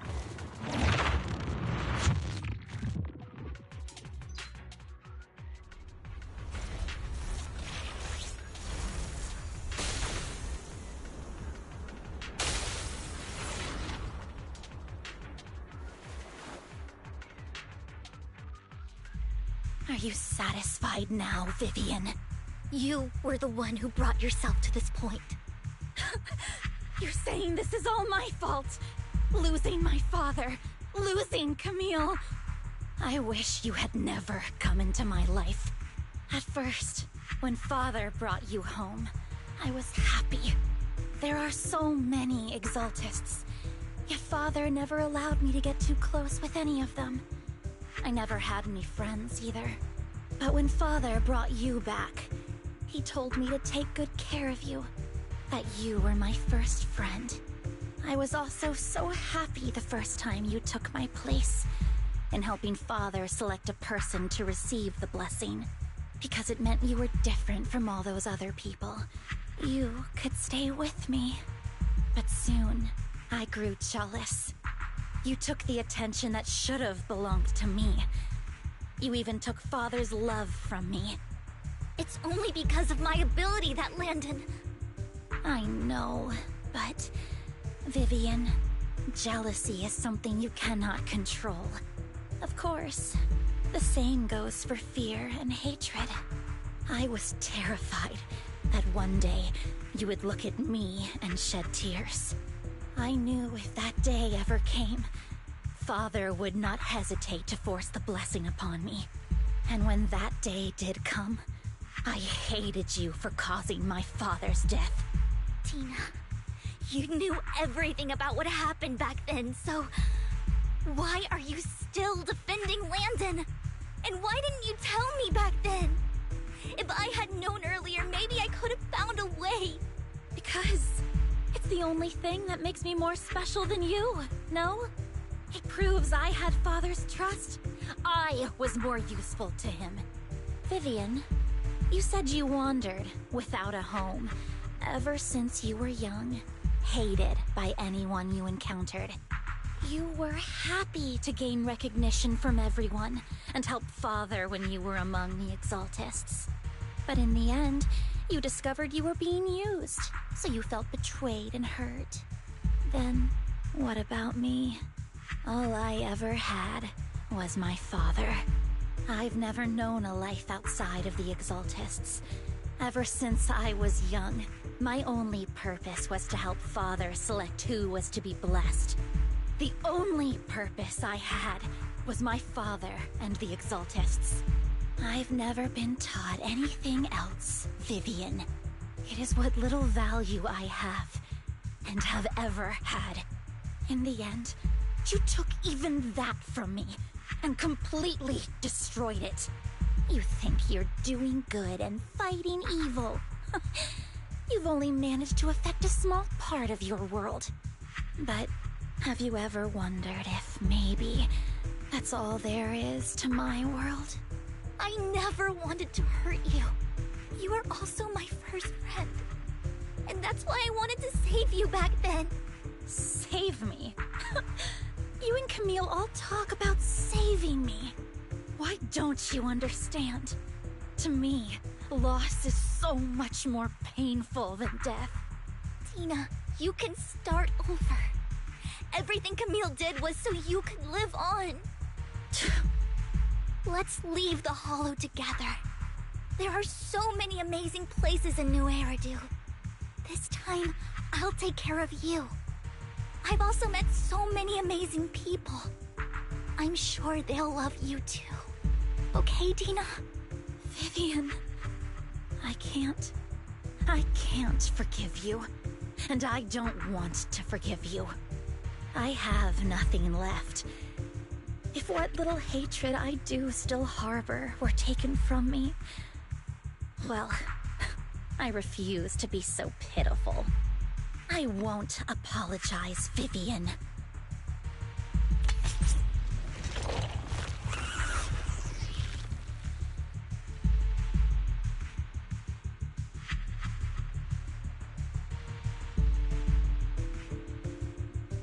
I don't want to hate myself, so I can only hate you for killing my father, and hate Camille for leaving me.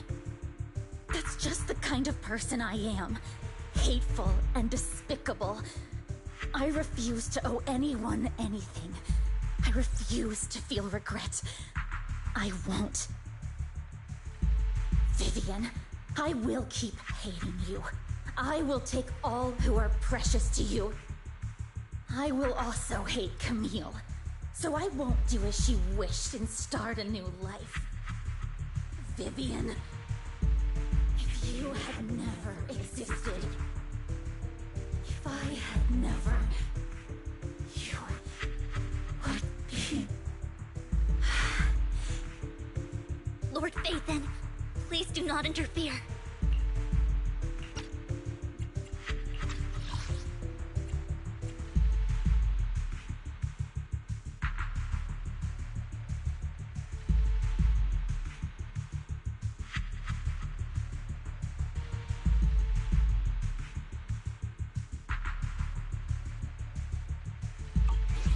She was my friend. I'm going to bid her farewell.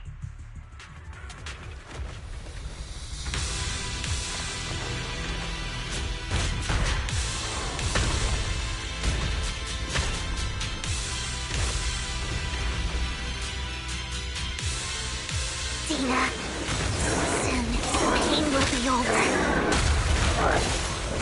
Lord Phaethon, don't come any closer!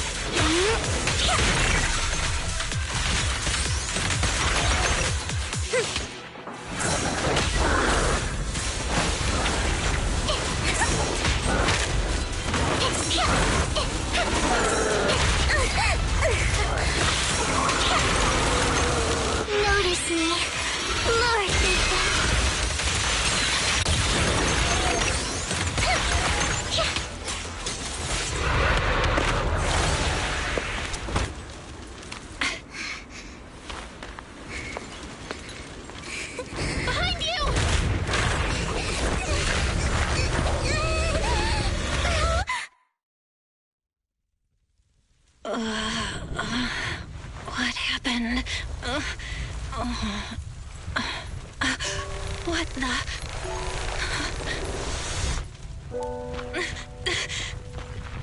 Vivian! Belle, don't come near me. This is my own choice.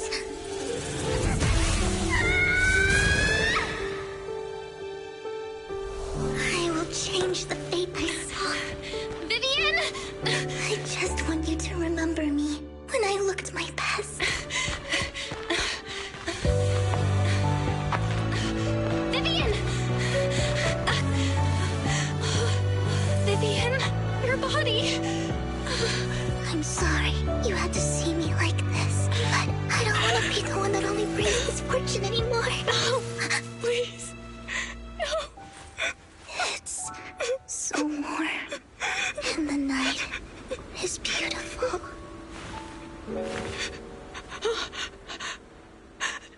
Vivian?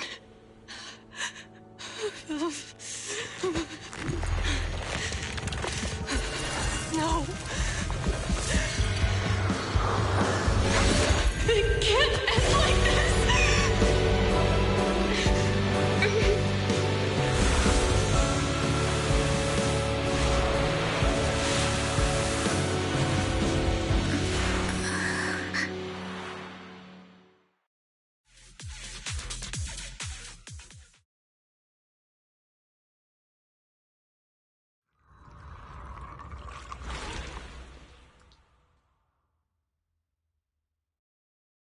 Belle. Belle. What happened? I remember Vivian and I... Hugo and Lycon brought you out of the hollow. You were in a coma and you said Vivian used the serum on herself? But she looked fine to me. Can you... The situation was dire, so Vivian used the serum on herself to defeat the ethereals. I saw the crystallization process starting to occur, and then I can't describe it, but I think I saw something. At the time, all I was thinking about was wanting to remove the crystals from Vivian. I don't even know what I did. But then... When I led Hugo and Lycon there, it was just you and Vivian. Never mind that for now.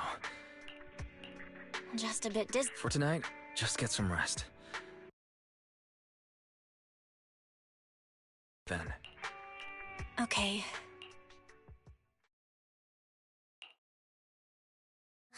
Lord Phaethon!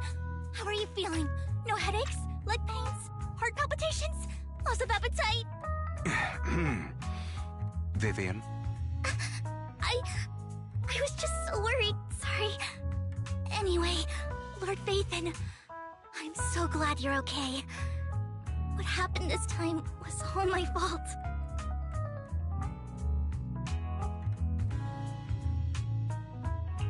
You only became an ethereal to defeat Dina. If it weren't for you, neither of us would have made it out alive. So, what happened? Belle said she saw the crystallization process start, but I didn't see anything through Eos. Hugo, Lycon, did either of you guys see anything strange? Allow me to explain. Miss Vivian told us what happened after she awoke, and the mayor arranged a full medical checkup for her. Based on the results, Miss Vivian indeed shows mild corruption sequela. But if the crystallization process had already started, the lingering effects should be far more severe. To be precise, if the process had already reached the point of mass surface crystallization, it should have taken no time at all to become an ethereal. So, the mayor theorizes that it was the etheric energy within Master Proxy's body that affected Vivian's condition and the surrounding etheric particles, causing Vivian's corruption to recede.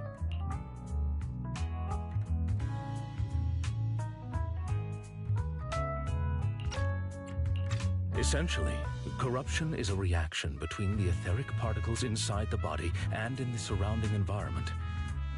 Therefore, it's not necessarily irreversible, just that how come I didn't know I had this ability? How's it even possible for me to influence... Master Proxy, this is a gift Our teacher? I don't know all the details. However, Miss Yixuan might be able to answer some of... She will visit you sometime soon. So, she has quite... If she causes trouble, can I file a complaint? That just makes me... In any case, the mayor has asked me to give every... Unfortunately, the mayor could not come personally, but has there is no time limit on... Unconditional, What if I wanted his position? If that is what you desire, then the mayor and his subordinates will be first in line to vote for you in the next election. As for the other votes, you'll have to work for them on your own. But should you assume office, I hope you take full responsibility for handling... By sheer happenstance, the mayor has provided you with a copy of his current assignment. Well... The mayor imagined you might... I have prepared all the necessary documents, and the ceremony expenses will be covered by the mayor as a gift. As long as Master Proxy agrees, we can sign and process the documents immediately.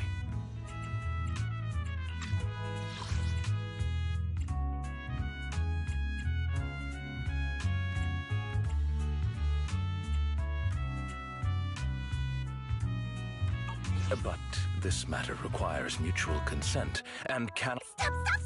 I would never do that! At least not today.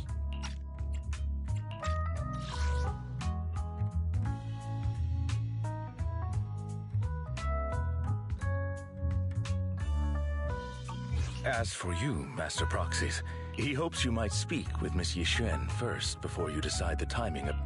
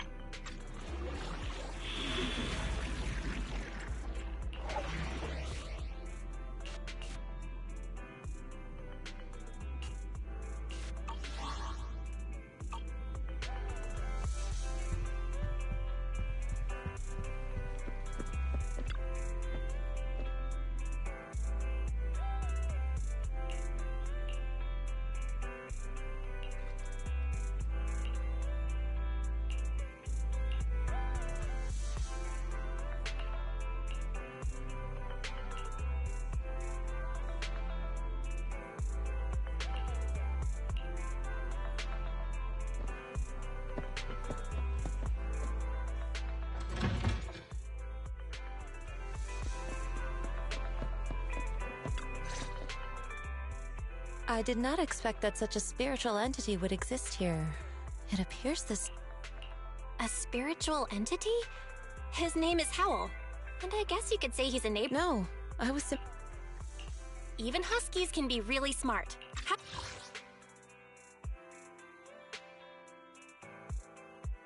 Howl is proof. You're right. However, it seems quite happy.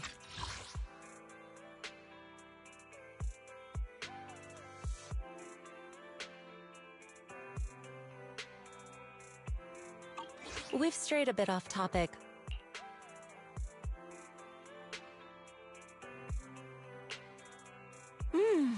Nice job. Your Bangbu here are also very energetic. Didn't expect you to understand feng shui. I suppose this is our first official meeting since parting ways in the Hollow. Now that my name is Yi Xuan, a mystic from Yunhui Summit. Wait, mystic? Like those people but... Just an ordinary sect of the mystic arts. Our disciples travel all across New Eridu, and currently I'm affiliated with the Hollow Investigative Association. Right now, however, I'm here to discuss... So... I have reviewed the documents provided by the Mayflowers. You previously underwent an implant surgery. After recent adjustments, these abnormalities bear resemblance to the craft practiced by us at Yunhui Summit. If you are willing, I can teach you how to better control your ability. To better control my abilities.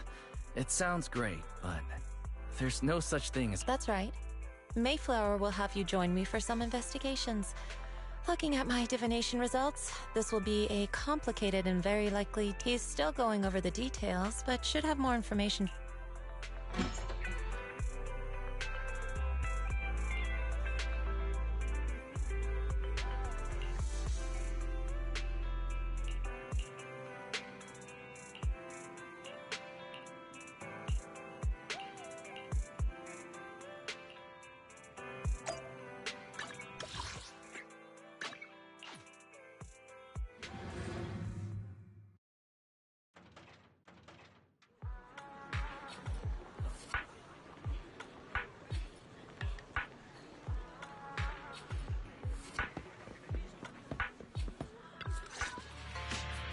Please, help me check my fortune!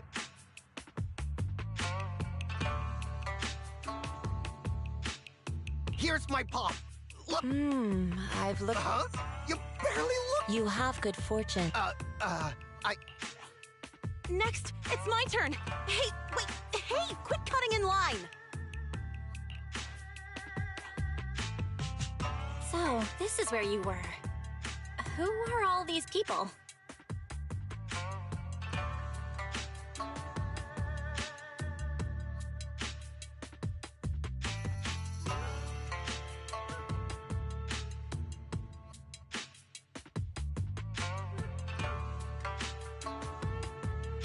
You're here, Belle? I decided to take a break. I didn't expect so many people to come seeking my divination. Don't worry, I need no more than a simple... Fortune-telling services is 10,000 dennies per... All gone? Good. It seems the banish wealth and... Banish wealth and... This isn't the kind of craft you said you were going to teach us, is it? Of course not. I'll take my time show...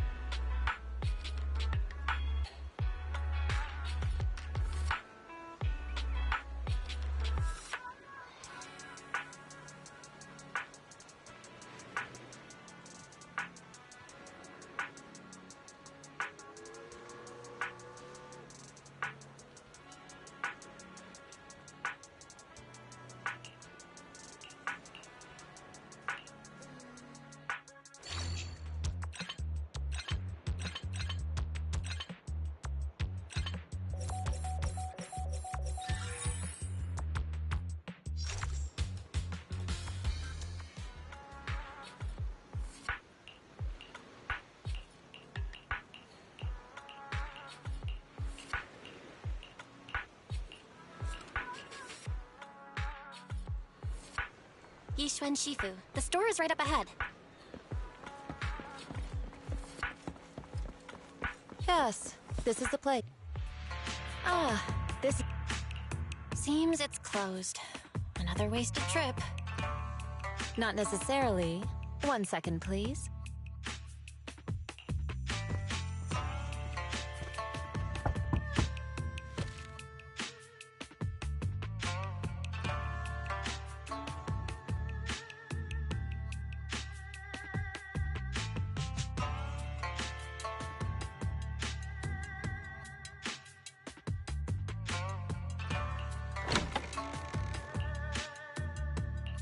Huh?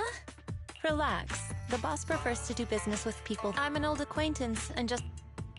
What a strange private business. Just some things needed for our future Really? Shifu, I feel like you're always so mysterious. Rest assured, I'm not hiding anything from you. It's simply since we've already obtained what we... There will be plenty of time in the future.